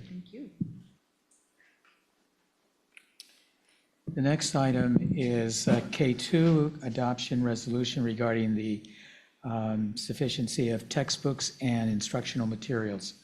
Dr. Aguirre Jacinto will introduce and present this item. Good evening, President Escoto, members of the board, staff, and the public. Tonight, we are requesting the adoption of a resolution regarding the sufficiency of textbooks and instructional materials. To comply with Education Code requirements, a public hearing was held on September 10th regarding the sufficiency of textbooks and instructional materials. The district posted a public hearing notice 10 days before in at least 3 places.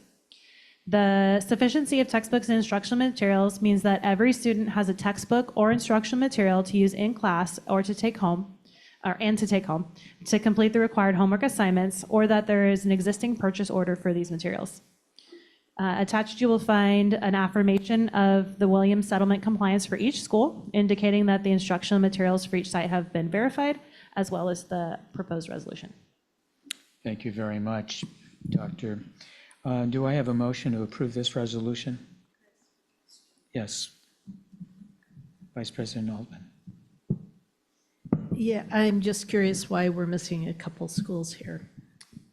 Which schools are missing? I'm not seeing Murphy and Central. Are they there and just didn't get attached? Yes, it looks like they did not get attached. We will get that corrected. Then I move that we adopt the resolution regarding the sufficiency of textbooks and material and instructional materials. Thank you, Vice President Altman. Can I get a second? Second. I'm sorry, who said second? Thank you, Trustee Patterson. Student Board Member Faruqi, how do you vote? Aye. Colleagues, all those in favor say aye. Aye. All those opposed? Motion carries. Thank you very much. K3, Summer Learning Enrichment Program Report 2024. Assistant Superintendent Jimenez will introduce this item and introduce the presenters. Good evening again. Oh, is that you? It's me. So I would like to introduce our summer school administrators who will be presenting the Summer Learning and Enrichment Program Report for 2024. We have Melissa Flores, the elementary summer school principal, and Fernando Camargo, the secondary summer school principal. And if we could get their presentation up, I will turn it over. Hi, everyone. Is your mic on? Me. Hi. Yeah, there it is. Okay, I just got to get a little low. Yeah. Okay. Are we ready? Nice. Hello, everyone. My name is Melissa Flores, and I had the privilege of serving as the principal for a TK8 summer learning program this summer hosted at El Toro, who presented today. So that was kind of fun. This evening, I will walk us through our summer highlights and some successes. Perfect. Yes, stay on that slide. To start with, El Toro hosted many summer programs, so here's a list of them, and we'll go a little deeper into them a little later. But these programs included our traditional TK8 summer learning program, which served our general education students, our extended school year program, which I'll be referring to as the ESY program, served our students in special day classes. We had a dual language immersion program, which served students in grades kinder through third. We had an SV Tech program for our middle school students. We had a YMCA after school program, which served over 100 of our students in grades kinder through fifth grade. And we had a very active wellness program. And then last but not least, we had a Mommy and Me class that was available to our migrant community. Next slide, please. So here are some of our summer highlights. The first summer highlight was our first day of school. It was very successful because we had many administrators come from various sites. They were on campus supporting us, supporting families, directing them to the correct location. If they had any questions, they were directing them to the office. So that was we felt lots of support from the district that day. A second positive change was, so a change that happened this year, was that we were able to provide transportation to all of our families who were in need of transportation this year. And so then that meant that, so this created an equitable access to our summer program for families living in all MHUSD boundaries. Another success was our wellness center. We were averaging about 100 student visits every day of summer, so that was fun to watch. And then an area of growth was that although we had iReady as our summer assessment, which was a success because our students were already familiar with this program, the summer iReady assessments were administered the last week of school, and unfortunately, we did not foresee the inconsistencies, the inconsistent attendances of our students that last week of school. So next year, we are recommending that summer administrators give this assessment week 4, so the second to last week of school, so that we can get a better image of what our students, how our students progressed over the summer. Next slide, please. Okay, so let's talk students and staff. Next slide, please. We had 337 Morgan Hill students in the TK8 General Education Program, along with 43 students in our ESY program. So that was a total of 380 students in our summer program at El Toro. Next slide, please. Okay, so here's our staff. I wanted to give a very special shout out to our dedicated staff. Working summer is really, really hard. It's a very fast-paced environment. It takes a lot of energy. It takes a lot of focus. And it really does require resilience and teamwork from everybody involved. And so everyone listed here went above and beyond. So I wanted to give them a shout out. Next slide, please. This is a slide for all of our ESY teachers and their paraprofessionals, along with our SV Tech teachers and their assistants. Next slide, please. And then this is a list of all of our support staff on campus. I'm not kidding when I say that I could not have done this without them, without their passion for our students in our local community. So thank you. Next slide, please. Okay, so curriculum and assessments. Next slide. In terms of curriculum, for kinder through 5th grade students, we focused on GLAD units, and GLAD stands for Guided Language Acquisition Design. And this is a teaching focus, or a teaching model that focuses on literacy. So we use GLAD units and we embedded them with science hands-on activities through Mystery Science, which is an online program. For math, we use illustrative math, and teachers were reviewing end-of-year grade level math concepts for these students. For 6th grade, I have a fun 6th grade slide too in later slides, but for 6th graders, they were learning about local watersheds, and they were volunteering their time outside supporting our environment. And then our 7th and 8th grade students engaged in a novel study. Next slide, please. For the assessment, as mentioned, we used iReady, so all grades participated in the iReady diagnostic, as it assessed both ELA and math. What we did for the initial assessment is, instead of assessing them right when summer school started, we just took their end of year iReady assessment. So whatever they scored in May is the data that teachers use in the summer, and that's what information they started with. And then, so that helped teachers understand each student's needs that were coming into our classrooms. And then, as mentioned, we gave them another iReady assessment the last week of school, and then that is how we were able to compare any growths for our students. Next slide, please. Okay, so here's our iReady data. Our goal this summer was to prevent the summer slide. A lot of our students, the majority of our students, are students that we consider unduplicated students and typically suffer from this summer slide, which means that they regress over the summer. So our goal was just make sure that they don't regress. So in terms of ELA and iReady data, we were pleased to see that 41% of our students stayed consistent and they met or exceeded grade level expectations. This meant that they were staying on track throughout the summer. Additionally, we reduced the number of students who were 3 or more grade levels behind from 31 students to 29 students. This progress highlights our efforts at preventing the summer slide in ELA, ensuring that students maintain their skills during the break. Next slide, please. Okay, so similarly, we looked at the math iReady data.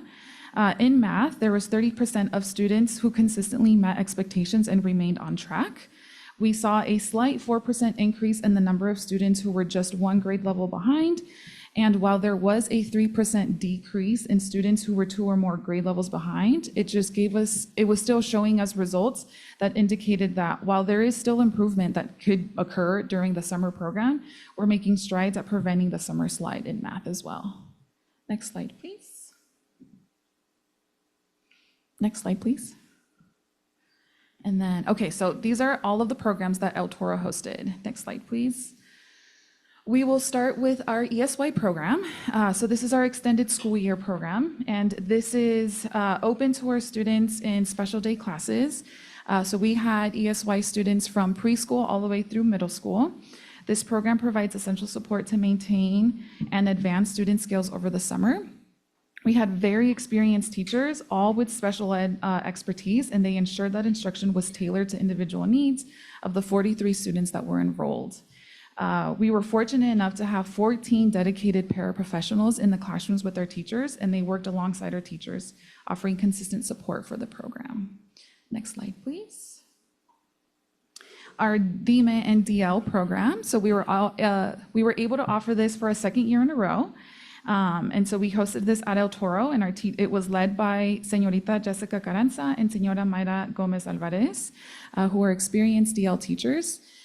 This year, so unlike last year where we only invited SMG students, this year we were able to open the doors to PA Wash, and we hope that we can continue to do this as the PA Wash DL program grows. So our goal with our DL program was to just promote biliteracy the entire summer.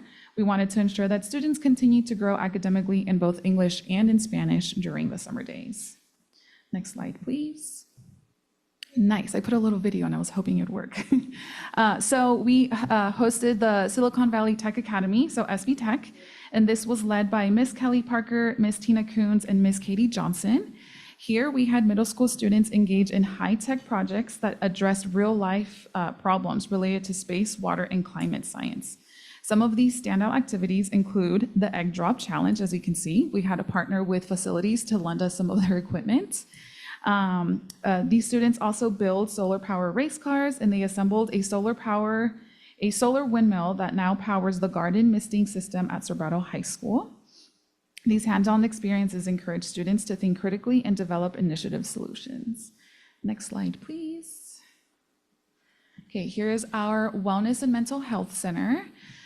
This was led by 3 individuals. So we had Miss Rachel Cepeda, Mr. Brian Phillips, and Miss Sarah Andrade. And between the 3 of them, like I mentioned before, we had over 100 students visit every single day. So it was a fun space to be around. They consistently had art projects or group activities. There was one-on-one counseling sessions as needed.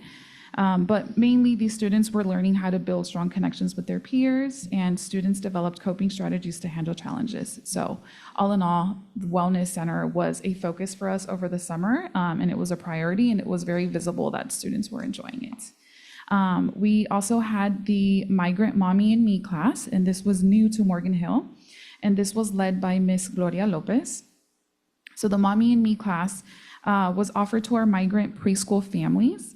And this program provided families with strategies to support their children in early literacy and learning at home. It was a wonderful opportunity to see families engage with their children's education and build foundational skills that would support future success in schools. Next slide, please. Okay, so here's the 6th graders. 6th graders had a lot of fun this summer. Our 6th grade class was led by Miss Maria Elena Jarson, and there was a picture of her earlier. She had the snake around her neck. Okay, so she was in our summer program. She led a really cool class, and the 6th graders were very engaged because they were exploring the Llagas and Uvis watershed. So these are local places to Morgan Hill that our students were attending, and they were just taking care of these locations. It was just so fun to watch these students collect garbage and enjoy it. So they collected over 3,500 pollutants, and they were just it was a competition to see how many pieces of garbage they'd bring back to school. So they also partnered with the Point Blue Conservation, and they helped restore the Fisher Creek, which again is part of our local community. So Ms. Jarson did a great job of having these field trips to enhance student scientific knowledge and instill a sense of environmental ownership. Next slide, please. We partnered with the Morgan Hill Library. They came and they presented to our kinder through third grade students. They brought an interactive lesson and it got students excited for learning. And what was extra special was that they had some Spanish-speaking volunteers that were able to also provide these activities in Spanish. So it was nice to see other people in the community support us in the language. Additionally, we had the YMCA. So not only did they offer an after-school program to our students, but some of their staff was also in the classroom with us. And so they were learning behavior management skills, but I was watching them run small groups. So I'm hoping that we have future teachers come out of them because we need them. Next slide, please. Okay, so our end of summer showcase. This is our last, but certainly not least program that we hosted. We closed the summer program by having an end of the summer showcase where parents were invited to view their children's achievements in an open house format. We had a lot of parents. We weren't expecting very many because it was hosted at 11 p.m. on a Thursday, but we still had parents who spent their lunch with us. And this event was just proof and a celebration of all of the students' hard work and progress throughout the summer. It gave families an opportunity to see firsthand, academically, socially, and emotionally, the growth that had been made over the summer. Next slide, please. And so thank you for allowing me the time to just share all of the hard work that we did this summer. It was a lot of fun. I know that the students had a lot of fun and our teachers also enjoyed it. They got their well-deserved break right afterwards. So thank you. Thank you, Ms. Flores. Colleagues, questions? Comments? Oh, yes. Just one question. Trustee Patterson. Thank you so much, Ms. Flores. That was great, and I wish I could have been there.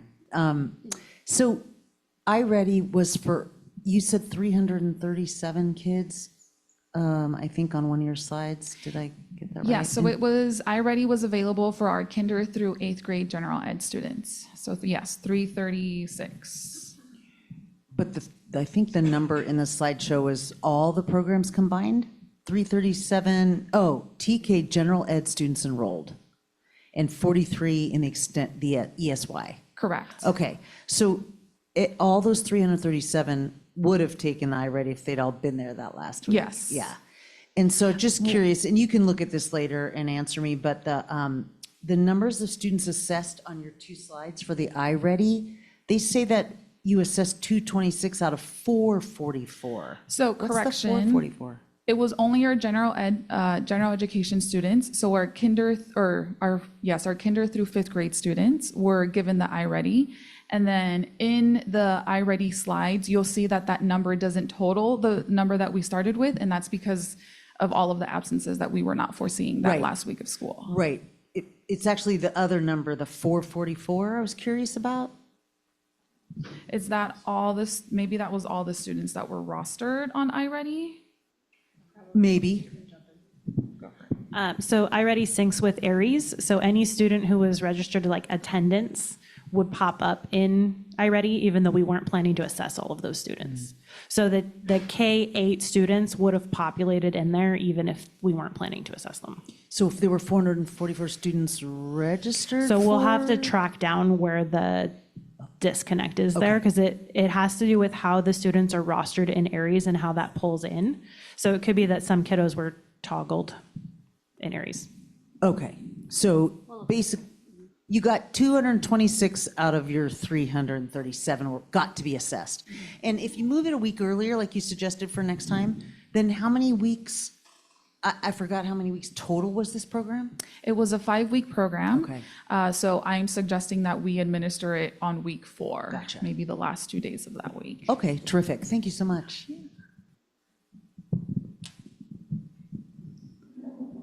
Okay. Oh, sorry. I see you. It's okay. I'm curious if you've looked at the baseline tests for the kids who attended to see if they outperformed their peers who didn't go to summer school. That's not going to be as easy to do.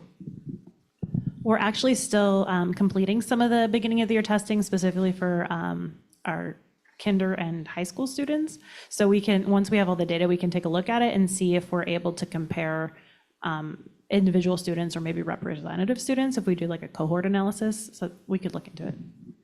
Because I'm just going to add my opinion. Looking at this, it looks like the kids at least held, which is the goal to prevent the summer slide.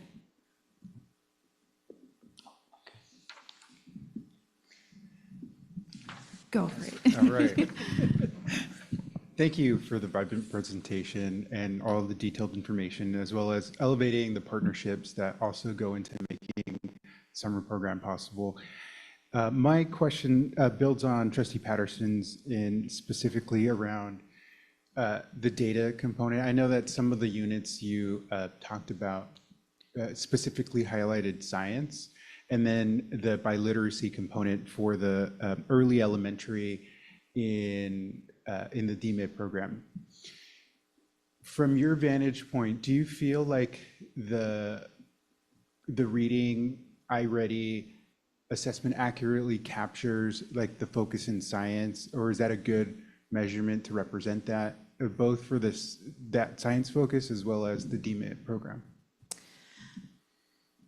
Let me see if I understand your question. So iReady is assessing the ELA standards and their literacy, not necessarily science. Okay. And so students were learning ELA strategies and reading literacy strategies through science. So we never assessed them on science topics. It was literacy. But I did see, and I did get feedback from teachers that they were seeing students able to translate and transfer that transfer that information across subjects, which is our ultimate goal, right? If you're learning a strategy in literacy, if you're learning how to use context clues in science, ideally you know how to do that in other subjects as well. Wonderful, that's super helpful. And then in terms of the measurement for the DMID DLI program, what did you observe in terms of like capturing the rich program that's taking place and this current measurement? So unfortunately, our iReady ELA is done in English, even for our DL students. But this is just something that's done during the regular school year, not specific to summer. And it goes back to students being able to translate and transfer those skills. What is super helpful is having experienced DL teachers in the classroom that are able to really push forward some of these strategies and build what we call cognates. So those are like words that transfer over in both languages. And so our teachers were really heavily focusing on that, knowing that they were going to have to be tested in English. Just want to add to that. And iReady does have a Spanish reading assessment. It's not adaptive yet, and it is being used at San Martin Gwen. It has not started being used at Walsh yet because the students are very young, but that's something we could look at incorporating into summer school in the future. Wonderful, thank you. Any other comments? Yes. I just really wanted to comment on the Mommy and Me classes honestly make me feel very happy. Because when I saw that part of your presentation, I was like, it reminded me of I forgot the name of the novel, but it was like Ocean Vuong. And part of his novel, he talked about how his mom was an immigrant and she refused to learn with him at home, and how they wouldn't have this kind of bond of learning at a young age like this. And so seeing these Mommy and Me classes for migrant families, it makes me very happy inside, because I'm just it's growing for community and family bonds. And another thing that I really found sorry.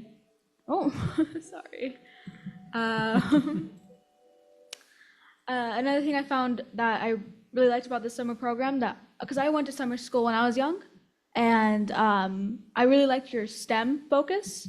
I personally am in robotics for Live Oak, and it's really exciting to see more STEM focus for younger children and having them do hands-on experience rather than just learning in the classroom about chemistry, biology, physics, etc., and having them actually go do something. So yeah. And hopefully you see these middle schoolers in high school join the robotics team as well. Any other comments? Just Trustee to add, Patterson. Ms. Farquhar, On Earth We're Briefly Gorgeous is the name of the book by Ocean Vuong, which is outstanding. And I'm just dumbfounded that you made that connection with the Mommy and Me program, because that was spot on, and great job. Trustee Horner, were you going to say something? No, but I'll just say, bravo, That's well done, okay. thank you. It's all right. Any other comments, questions? Ms. Flores, thank you very much. Thank Great you. presentation. Thank you. All right.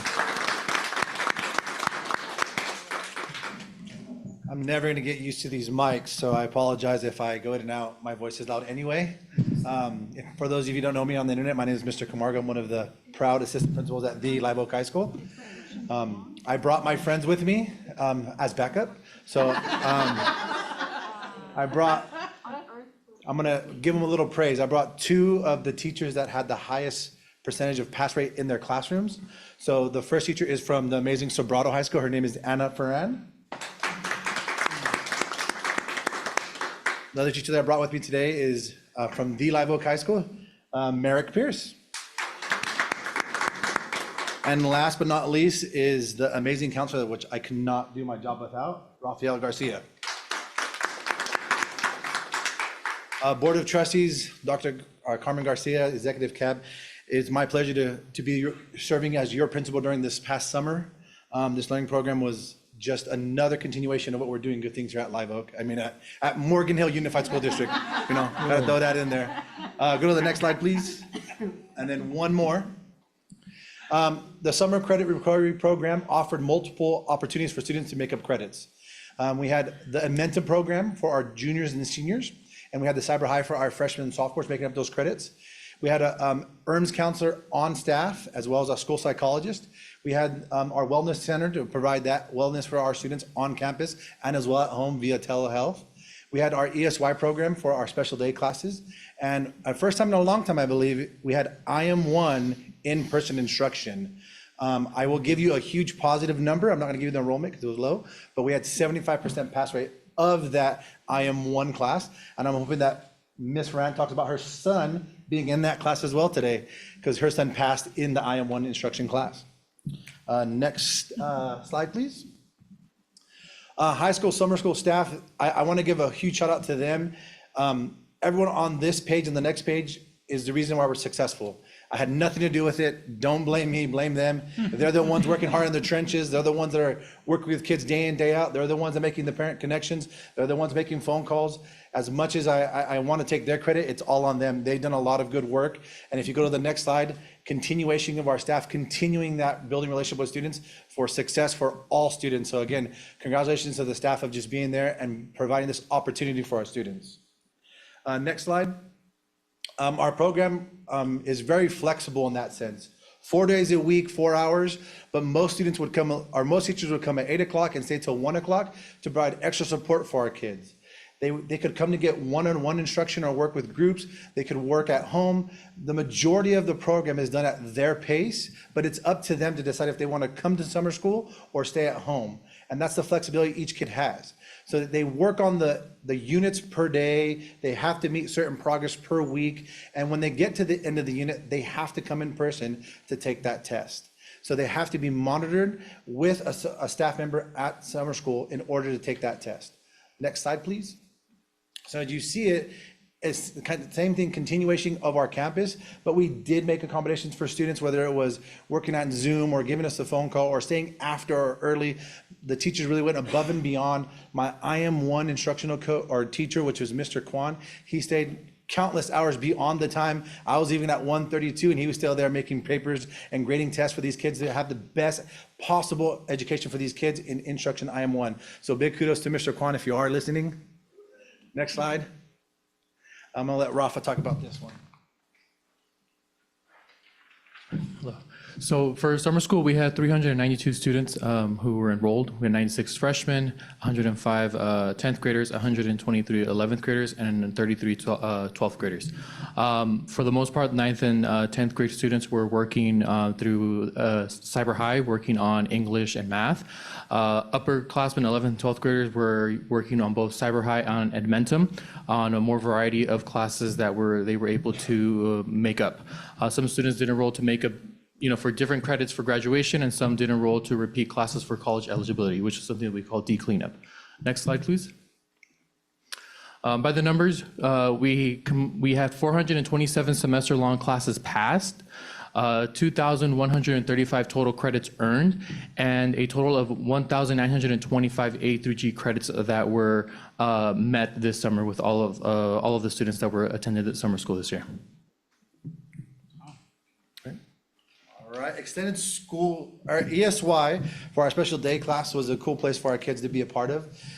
If you've seen the support staff in the paraprofessionals, we had 6 paraprofessionals in 2 classrooms, so 2 certificated teachers with 3 pairs, and our numbers were just below 8 in each classroom. So the support for one-to-one of the kids was amazing, and they had opportunities to grow. So they worked on work skills in their garden, watering, gardening, making sure they had those life skills, student engage in activities as budgeting, shopping, and then the academics and IEP goals were individualized for those students as well. The next page. One of the biggest topics our program focused this year was curriculum theme was travel around the world because of the Olympics. And they did an amazing job celebrating the 2024 Summer Olympics. They made their own gold medals, silver medals, bronze medal. They had their own ceremony. I know that some of the board was out there to support that and be there. And that was just a great thing for our kids to be a part of. Next slide, please. Wellness and mental health, they were here earlier, but they decided to go a little soon. But they wanted to let you know that it was a great opportunity for kids to meet them at the Wellness Center, but it was more beneficial for telehealth because not every kid came to campus. And they reached out via their Google Classroom to make telehealth appointments with our wellness counselors. And we had 2 counselors on campus to work with our kids. And so they just wanted to say kudos to those kids and letting you guys know that that program was beneficial at our campus. Next slide, please. So I'm going to let my 2 teachers talk about monitoring progress of what they did at summer school. Hello, I'm Anna Duran. And so the thing that I love about summer school is when Mr. Camargo took it over, he told us to do this spreadsheet and keep track of students, but we were never alone in doing this. We weren't just given a to-do list. He supported us with the spreadsheet and examples of how to do it, and he kept us accountable to it, and it was his passion that really ignited our freelance passion to make sure that we reach out to our students. So we had this spreadsheet where we would communicate with students, whether through email or calling them home, and we would monitor how they would check in, whether it was via Zoom or in person. Many times my teacher partner, Ms. Regan Stewart, who was the 3rd person who got the highest rate of students to complete courses. And so we were the dream team. But we would run our Zoom while we were also checking in on Google Classroom check-ins and making sure that tests were available for students. And it made it very efficient, I think, for a successful summer. Yeah, and I'll just add on to that. We really just wanted, as you can see with our motto and theme, we really just wanted to focus on all students be successful because, all students were coming from different kind of reasons for being there. Some were trying to make up multiple classes. I had one student that made up like 8 classes in 5 weeks of summer school, while some were just trying to clean up like a D that they had freshman year, right? And so as Anna mentioned, like Mr. Camargo and everyone else kind of made it easy just to check in with the students, whether through Google Classroom, Zoom, in person. Some were easier to contact from others. Some we had to kind of nudge, contact parents or guardians, and then the front office really supported us where if we couldn't get into them, we tried email, tried calling, they would kind of go out and really hit them up and make sure that they contact. And just doing that continual push, you'd get kids that like, if they didn't respond right away, eventually they would. You know, I had at least a couple that 3 weeks in, heard nothing from them, but you just continue to nudge them. Eventually they do show up and they were able to complete the class. So it's really just like, I felt like it was just a team effort just to like have consistency and not willing to just give up right away. When, you know, okay, I emailed that kid, whatever, he doesn't care, I'm still getting paid. No, we still like followed up, made sure that we did everything we could to help, you know, every single student get back on track. So I guess next slide, please. This is actually my spreadsheet, and I had to tone it down because after the first week, I was like, okay, this is like beautiful mind right now. Like so I toned it down a bit. There's less color in this one, but like my partner here said, it's, as you know, kids come to summer school and they already have this negative tape playing in their head, and they already feel like such a failure, right? And like they've come to the end of the road, and you know, checking in with them and being consistent at checking in with them, making sure that they had a pulse and that they knew that they had a team of people that wanted to see them succeed. You know, it's like the story of the starfish, right? And it mattered for those 19 that we helped cross the stage. And the one that is in black right there, this student, he had one class from my view in Cyber High. And I called and I emailed at first, and email wasn't working the first weeks. I called and then they didn't answer me, but I was like, no, I gotta call this week. And I called that week, and mom was Spanish speaking, dad was Spanish speaking. He was the first one of like 6 children, I don't know. But, you know, we talked and he came out, and then the day he came out, I was like, oh no, Anna, but what if he has more courses? And I checked in with Rafa, who was a super support in the summer school program, and he actually had like 6 more to go. 6 more to go, and I promised him finish this one and you graduate, and I felt horrible. But because he knew that he had the support of the staff, he actually, you know, it is very easy to finish Cyber High. It is something that has been said here before. But it's not something that everybody does. It does take a special type of person and perseverance and self-motivation to complete 6 courses in a short amount of time and cross that stage. So yes, Edmentum, Cyber High, there are things that we can finish in a day or a week, but it's not something that we see, unfortunately, like every day. And so it's the support, it's the follow-up, and you know, us ourselves, we were supported also thanks to our leadership. Yeah. Next slide. Yeah, and just to emphasize that point, there is kind of this notion that like Cyber High is easier, and just in some ways it can be, but just like staring at a screen for multiple hours a day, I think we all know like it can really like fry your brain, and kind of, it's hard to get motivated just to continue to do the work. And Edmentum on the other side, if anyone's familiar with Edmentum, it gives you basically like Cyber High is split up into chunks. Edmentum is just like how much % do you have done? So if kids see like they can work for 2 hours and the bar will go up to like 3%, just because it's the pacing is kind of weird sometimes.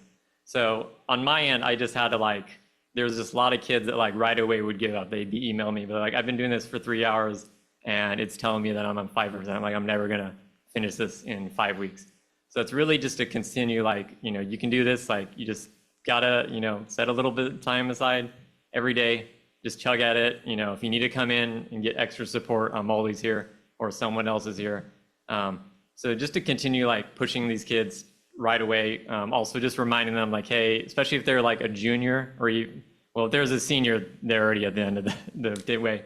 But especially I had a lot of juniors, I just had to keep reminding hey, you can either, you know, do it now, kind of sacrifice part of your summer, or next year during senior year when you're trying to plan for, you know, post high school graduation, you know, you got a lot of things going on like prom. Just to be able to come in, you know, sacrifice a little bit of time in summer and, you know, get done with that biology class instead of having to remake it in your senior year with a bunch of freshmen. Just those little bits of motivation are enough to just kind of sometimes push them across. Like I said, I had some that like went 4 weeks, barely had anything done. I would just, either call them or have a long email or even just a chat online, like, just a reminder to tell them that, this is a lot better than trying to make it up during the school year, on top of your other, 6 or even 7 classes. So just that continued communication. And like I said, we always have support from Mr. Camargo or Mr. Garcia or other people. Just to know that we always had our back, like someone with our back, and that we weren't just on our own. Like if it's not like Fernando would just want to be like, sorry, it's on your own. Sorry, that kid's not responding. I've got other things to do. That just always helped us. And it really motivated me to be able to come in. I've done this 2 years now. I think I told him like the first year, if it wasn't a great experience, I would have been like, I've done it 1 year. I can just enjoy my summer. But I've told him like anytime he's there, I will have his back because I know he always has my back. So yeah, sorry. So it was kind of like, it was kind of like the trash pickup for the children in the science camp.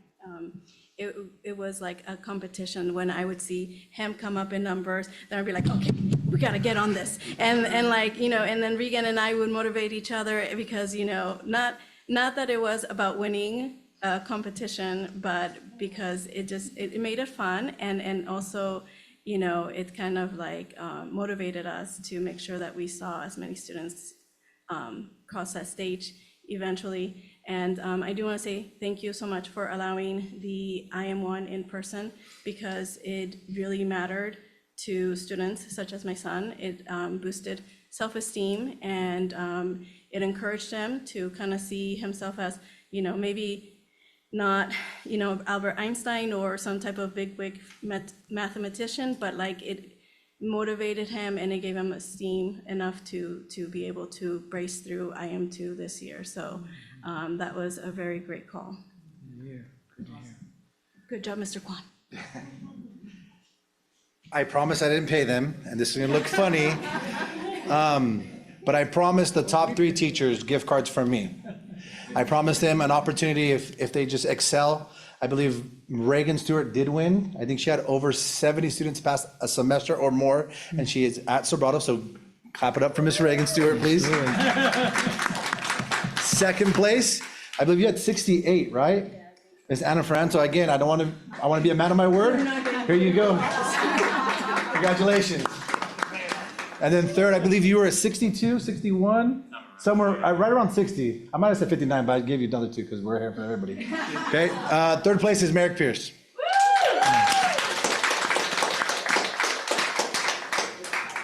Parent communication is why we were successful. And for me, this is huge. I have a 17-year-old son, and every day I get a phone call or a message or an email. I'm like, yes, I know. Thank you so much. My son, oh my gosh, thank you. And I wanted to mimic that with summer school. So having communication for parents with students, 1,781 phone calls or emails were sent out to parents of summer school. And that's a huge number for us. Our support staff supporting our teachers on campus, whether it was ESY, whether it was workability, whether it was our teachers in the classroom or in-person instruction, was 385, and about 80% of that was Rafa. So I want to give a huge shout out to my staff supporting me in this goal of all students to be successful through communication. So a big round of applause to my staff. I cannot do without them. This last number is a huge testament of what we are trying to achieve. And I'm going to put it on Rafa because, again, he checked transcripts for juniors and seniors and made sure every senior was accountable. He checked everyone by himself, and he even taught me how to do it as I'm learning this process with him. But I give a huge shout out to Rafa and my teachers for having, I don't know how much the other graduates previous years, but 18 summer graduates this year received a diploma from summer school. So huge number, huge shout out to my staff. Thank you guys so much. Next slide. And any questions? Colleagues? Questions, comments? Trustee Montes. Thank you, President Escoto. Just having heard the entirety of the presentation, I want to take a moment. When we receive this document and review it in advance, what we see we get to read and see the images. And what I felt tonight from your presentation is the corazón and the heart and the work that you all put in. And so I want to thank you for that. just the passion, your efforts this summer, volunteering to do this above and beyond. So thank you. Yeah. You know, I'm not a big crier, but you guys know I am. Is that like a Chion? My dad brought me up to work hard.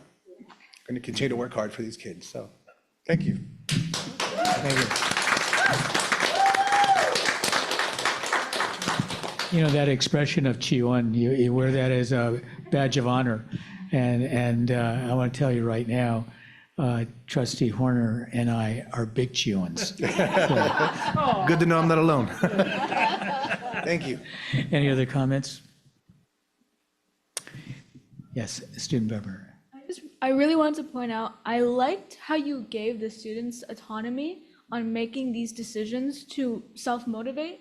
I feel like especially on the high school level, it's so important for high school students to learn that it's up to them how they want to move on and how they decide their future will be at this point. Especially so important for 10th, 11th, 12th graders where you can send them emails. And I really like the persistence you gave them, the reminders. I feel like it's very helpful for high school students, but it's also very helpful that you also gave them you pointed out to them that it's their choice at the end of the day, how they want to do in school or how they want to do for their future, and how important it is that it's just a lifelong skill that you need for self-motivation to do this kind of work. So yeah. One of the coolest things is when kids would come check in, and I know Nancy would beat me if I didn't tell this. Miss Nancy would tell the kids every morning, "Thank you for being here. How far are you? How much more classes do you have? Are you ready to graduate? Are you ready to pass this class?" And every time they came in, we knew, "Hey, Josh, hey, thank you, come back. How's that math test going? Hey, Cecilia, how are you doing in English?" Or every kid that walked in, we knew who they were and what they were doing. And when they would pass the class, they would come back so happy, and we would celebrate them in the office, and it was just something super small. But that's giving them that autonomy to let them know that we're there for them, and that support and that communication continue to push forward for them to be successful. So thank you. Any other comments? Trustee Horner. Quick question, I'll try not to cry. No, yeah, awesome work and so beautifully said, thank you. I'm wondering a little, so I heard integrated math in person, that being different. Could you talk a little bit more about that? You know, is this the first year that's been done? I know I didn't get a chance to visit this last year. I know in years gone by, I visited before you were directing quite a few years back, and the you know, kids sitting at laptops in a room just kind of like kind of looked like they weren't really into it, and I know that the math sequence is a challenge for so many of our students. I know calculus in college almost had me drop out, so I know what that's like. But talk a little bit more, if you could, about, you know, the decision to do it in person, what that looked like, how that worked. And Mr. was Camargo, this the can I first step time? in Of for a course. second? Rafa, do you mind coming up here? To that point, Trustee Horner, I want to, and you're just collectively representing all of the high school counselors, if that's okay. But this You was are an- the world now. But this was an idea that came from high school counselors. You really pushed it, and Mr. Camargo made it happen. And so I want to shout out the counselors and thank you for your advocacy on that end. No, you may add more but I wanted to shout out all the counselors. Yeah, we really want to encourage the students improve their skills in math, because we know that that's one thing that many of our kids are struggling in, and we wanted to give our students the opportunity to take it in person, because we know that Math 1 online can be very different in person, and to improve their skills to be better prepared in Math 2. Not that on Cyber High they're not being prepared, but we want to give them the opportunity, because there are some kids that learn better in math in person than online. And for the group of kids that did work in person, it did help them out, and we are seeing improvements right now, that they are doing a little bit better.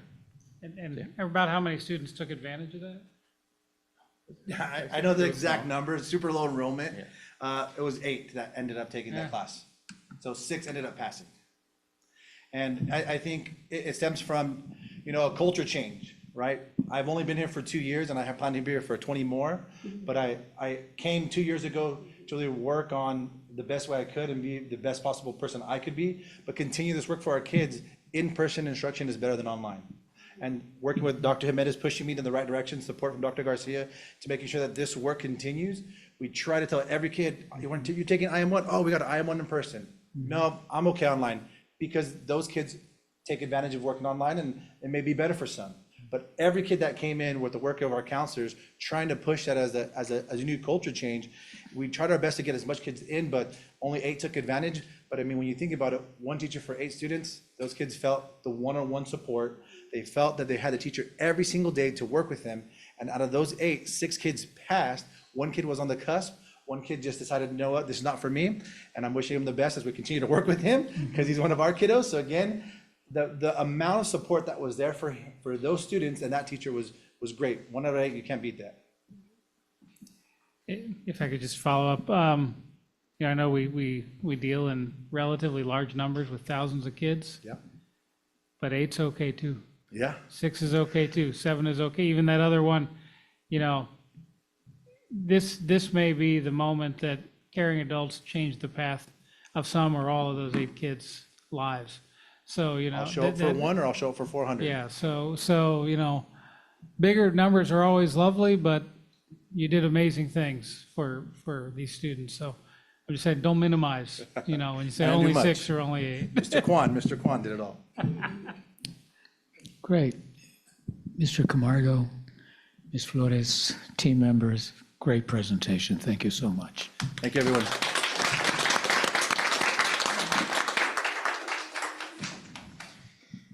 All right, we're now going to move on to K4, approve provisional internship permit for certificated employee. Assistant Superintendent Tavares will introduce and present this item.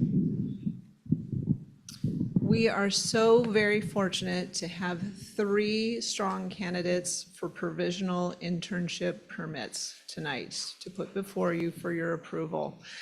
These internships are for 1 year period of time, and all 3 of these folks would be special ed teachers.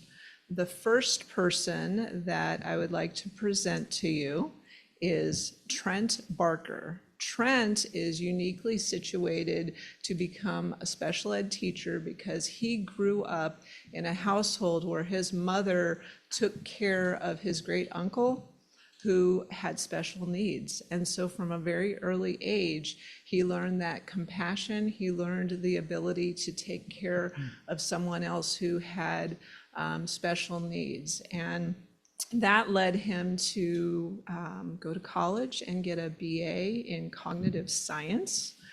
And he now wants to get a educational specialist credential and teach special education. That's the road he wants to go on. He needs a little bit more time, and he would like to ask the board to approve his provisional internship permit so that he can be a teacher at San Martin Gwen School in grades 6 through 8 SDC. So with that, I ask for your approval. Thank you, Assistant Superintendent Tavares. May I have a motion to approve the PIP? Scotto, I motion to approve the PIP for Trent Barker, special education at San Martin Gwin for the year 2024-2025. Thank you, Trustee Montes, and I'm sorry, who's second? Trustee Horner? Trustee Horner, thank you so much. All those in favor say aye. Aye. All those opposed? Motion carries. Thank you. The next item is K5, approve a provisional internship permit for certificated employee. And again, Assistant Superintendent Tavares will introduce and present this item. So this person is Ayanna Davis. She also is a very strong candidate. She was a substitute teacher for 3 years. She went to school and got her bachelor's degree in early childhood education. She got an AA degree in child development. She went on and got a permit, a certificate for early childhood education. So she has quite a lot of experience. And now she wants to come to us and work at El Toro as our TK, our preschool, or excuse me, I'm sorry, preschool SDC teacher. And in order to do that, she will need a PIP that would be approved by you. So I ask kindly for your approval. Once again, thank you, Assistant Superintendent Tavares. Do I have a motion to approve the PIP? Motion to approve the PIP for Ayana Davis, preschool inclusion teacher, classroom at El Toro Elementary School for the school year of 24 to 25. Thank you, Trustee Montes. Do I have a second? Second. Thank you, Vice President Altman. Almost called you Assistant President. I was, that's good. All right, all those in favor say aye. Aye. All those opposed? Motion carries. Thank you. We have one more. We do. And again, Assistant Superintendent Tavares will introduce and present this item. So lastly, we have Kim Kang Duang Not, and I practiced that because I hate it when people don't pronounce my name right. So anyway, Kim also has quite a lot of experience with teaching. She's been a substitute teacher for 10 years.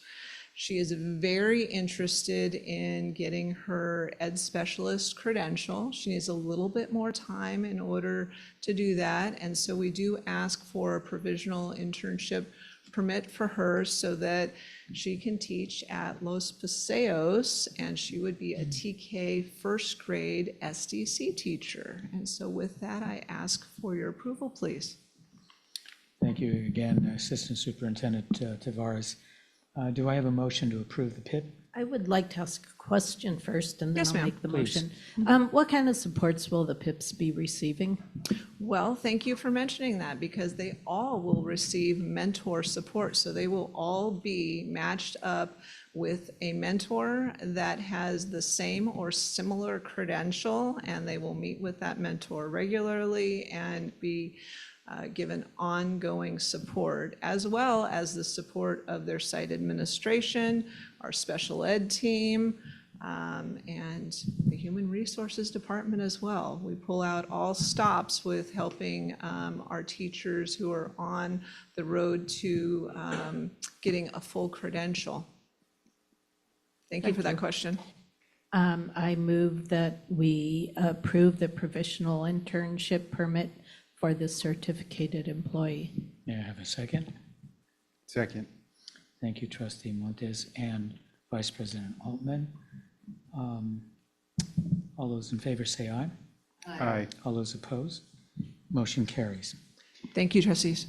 Thank you. The next item is K7, approved resolution in favor of California Proposition 2, Public Education Facilities Bond Measure Resolution. Dr. Garcia will introduce this item. Thank you so much, President Escoto. The CSBA is asking districts and counties, Board of Ed, to boost awareness and support for Proposition 2. Proposition 2 will be on November's ballot, and it will be providing $8.5 billion for K-12 schools and about $1.5 billion for community college. And the 8.5 will be used for new school construction across the state, modernization projects for existing facilities, upgrades, supporting our current technical ed. So on behalf of CSBA, I recommend that the board approve this resolution in support of Prop 2. Thank you, Dr. Garcia. Do I have a motion to approve resolution in favor of California Proposition 2? Mr. President, before I approve, Dr. Garcia, I think Mr. Chang hired a new director of something? Bonds. And so would that be the person then that, once the money starts flowing, would apply for that money and get us a bunch of it? Okay, that's what I thought. Thank you. And that person's name, I'm sorry, I've forgotten from the last board meeting. Joe Andrade. Mr. Andrade, that's correct. Okay, excellent. I'd like to move to approve the resolution. Thank you, Trustee Patterson. Can I get a second? If I could second, even though I already sent my ballot in voting for it. Yes. That was a second. Thank you, trustee Horner. Student board member Faroki, how do you vote? Aye. Colleagues, all those in favor say aye. Aye. All those opposed? Motion carries. Next item is new business. Do we have any future agenda items? Hearing none. Oh, spoke too fast. Yeah. Yes, trustee Horner. I was trying not to go first. I just have one. It's really ongoing, something been under discussion in many different ways, but I'd like to put on the list to actually bring an RFP to the board for us to issue requesting proposals from vendors on energy efficiency, energy generation, battery storage, this whole, I know a lot of work has been going on this topic, but just, I looked at our list of if we could capture that, because I think it would be very valuable to have a formal request for proposals go out to the many suppliers and make sure we keep this moving along. Thank you. Sir. Trustee Montes. Thank you. So for our practice, so then we will now confer with the board if this is something that we would. That's correct. That's correct. So Mr. Rosales Montes is referring to our board policy that requires us to discuss whether or not we would like the item that Mr. Horner just brought forward to be on a future agenda, and I, for one, would support, that's a vote yes, to put this on a future agenda. Anyone else? You can do a roll call. Roll call? All right. Could I get some clarification first? So this is just to discuss an RFA, not to enact an RFA. Well, my hope is that staff will bring a It's an proposed RFP, right? request for proposals to us RFP, for sorry. discussion and action. We would, we're not acting on that tonight. So this is just a request to bring it to us. It's not saying we would approve whatever it is. Does that answer the question? To direct staff to be in the Yeah. RFP process. So what would that entail? We would seek proposals to make some upgrades to ensure that our sites are more energy efficient. Got it. Got it. Yeah, and there are models. I mean, other school districts have issued things like this. I could certainly help with finding them. So this action wouldn't be to pick a vendor. It would just be to formally put word out to the many people that do this kind of work. We are interested in hearing your proposals. To direct staff Got to initiate that process. I was wondering if I may, is this something that staff is already looking into? Yes, we had a meeting about that. So this would just be a formal direction to All right, staff. got it. Yes. Great. All right, roll call. Trustee Montez? Aye. Trustee Patterson? Aye. Trustee Northrop Gaddis? Trustee Altman? Aye. Trustee Escoto? Aye. Trustee Horner? Aye. Thank you. And student board member? Aye. All right.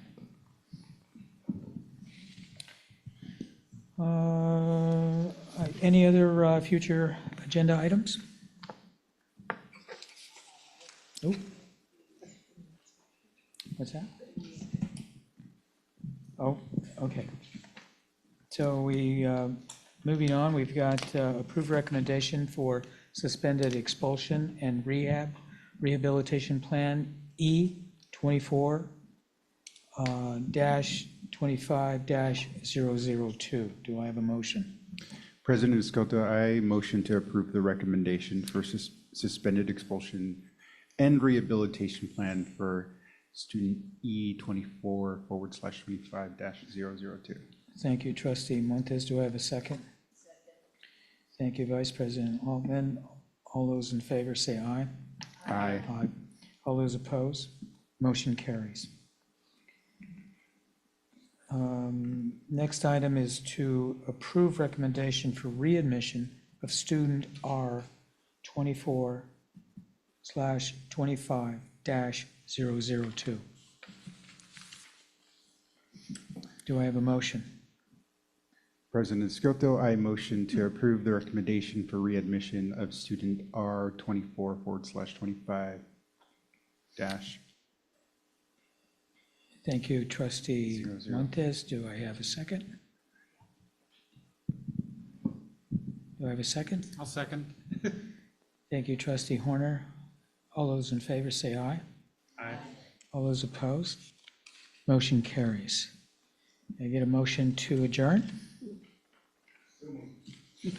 Thank you, trustee Montes. A second. Thank you, Vice President Altman. All those in favor say aye. Aye. All those opposed? Motion carries. Thank you, everybody.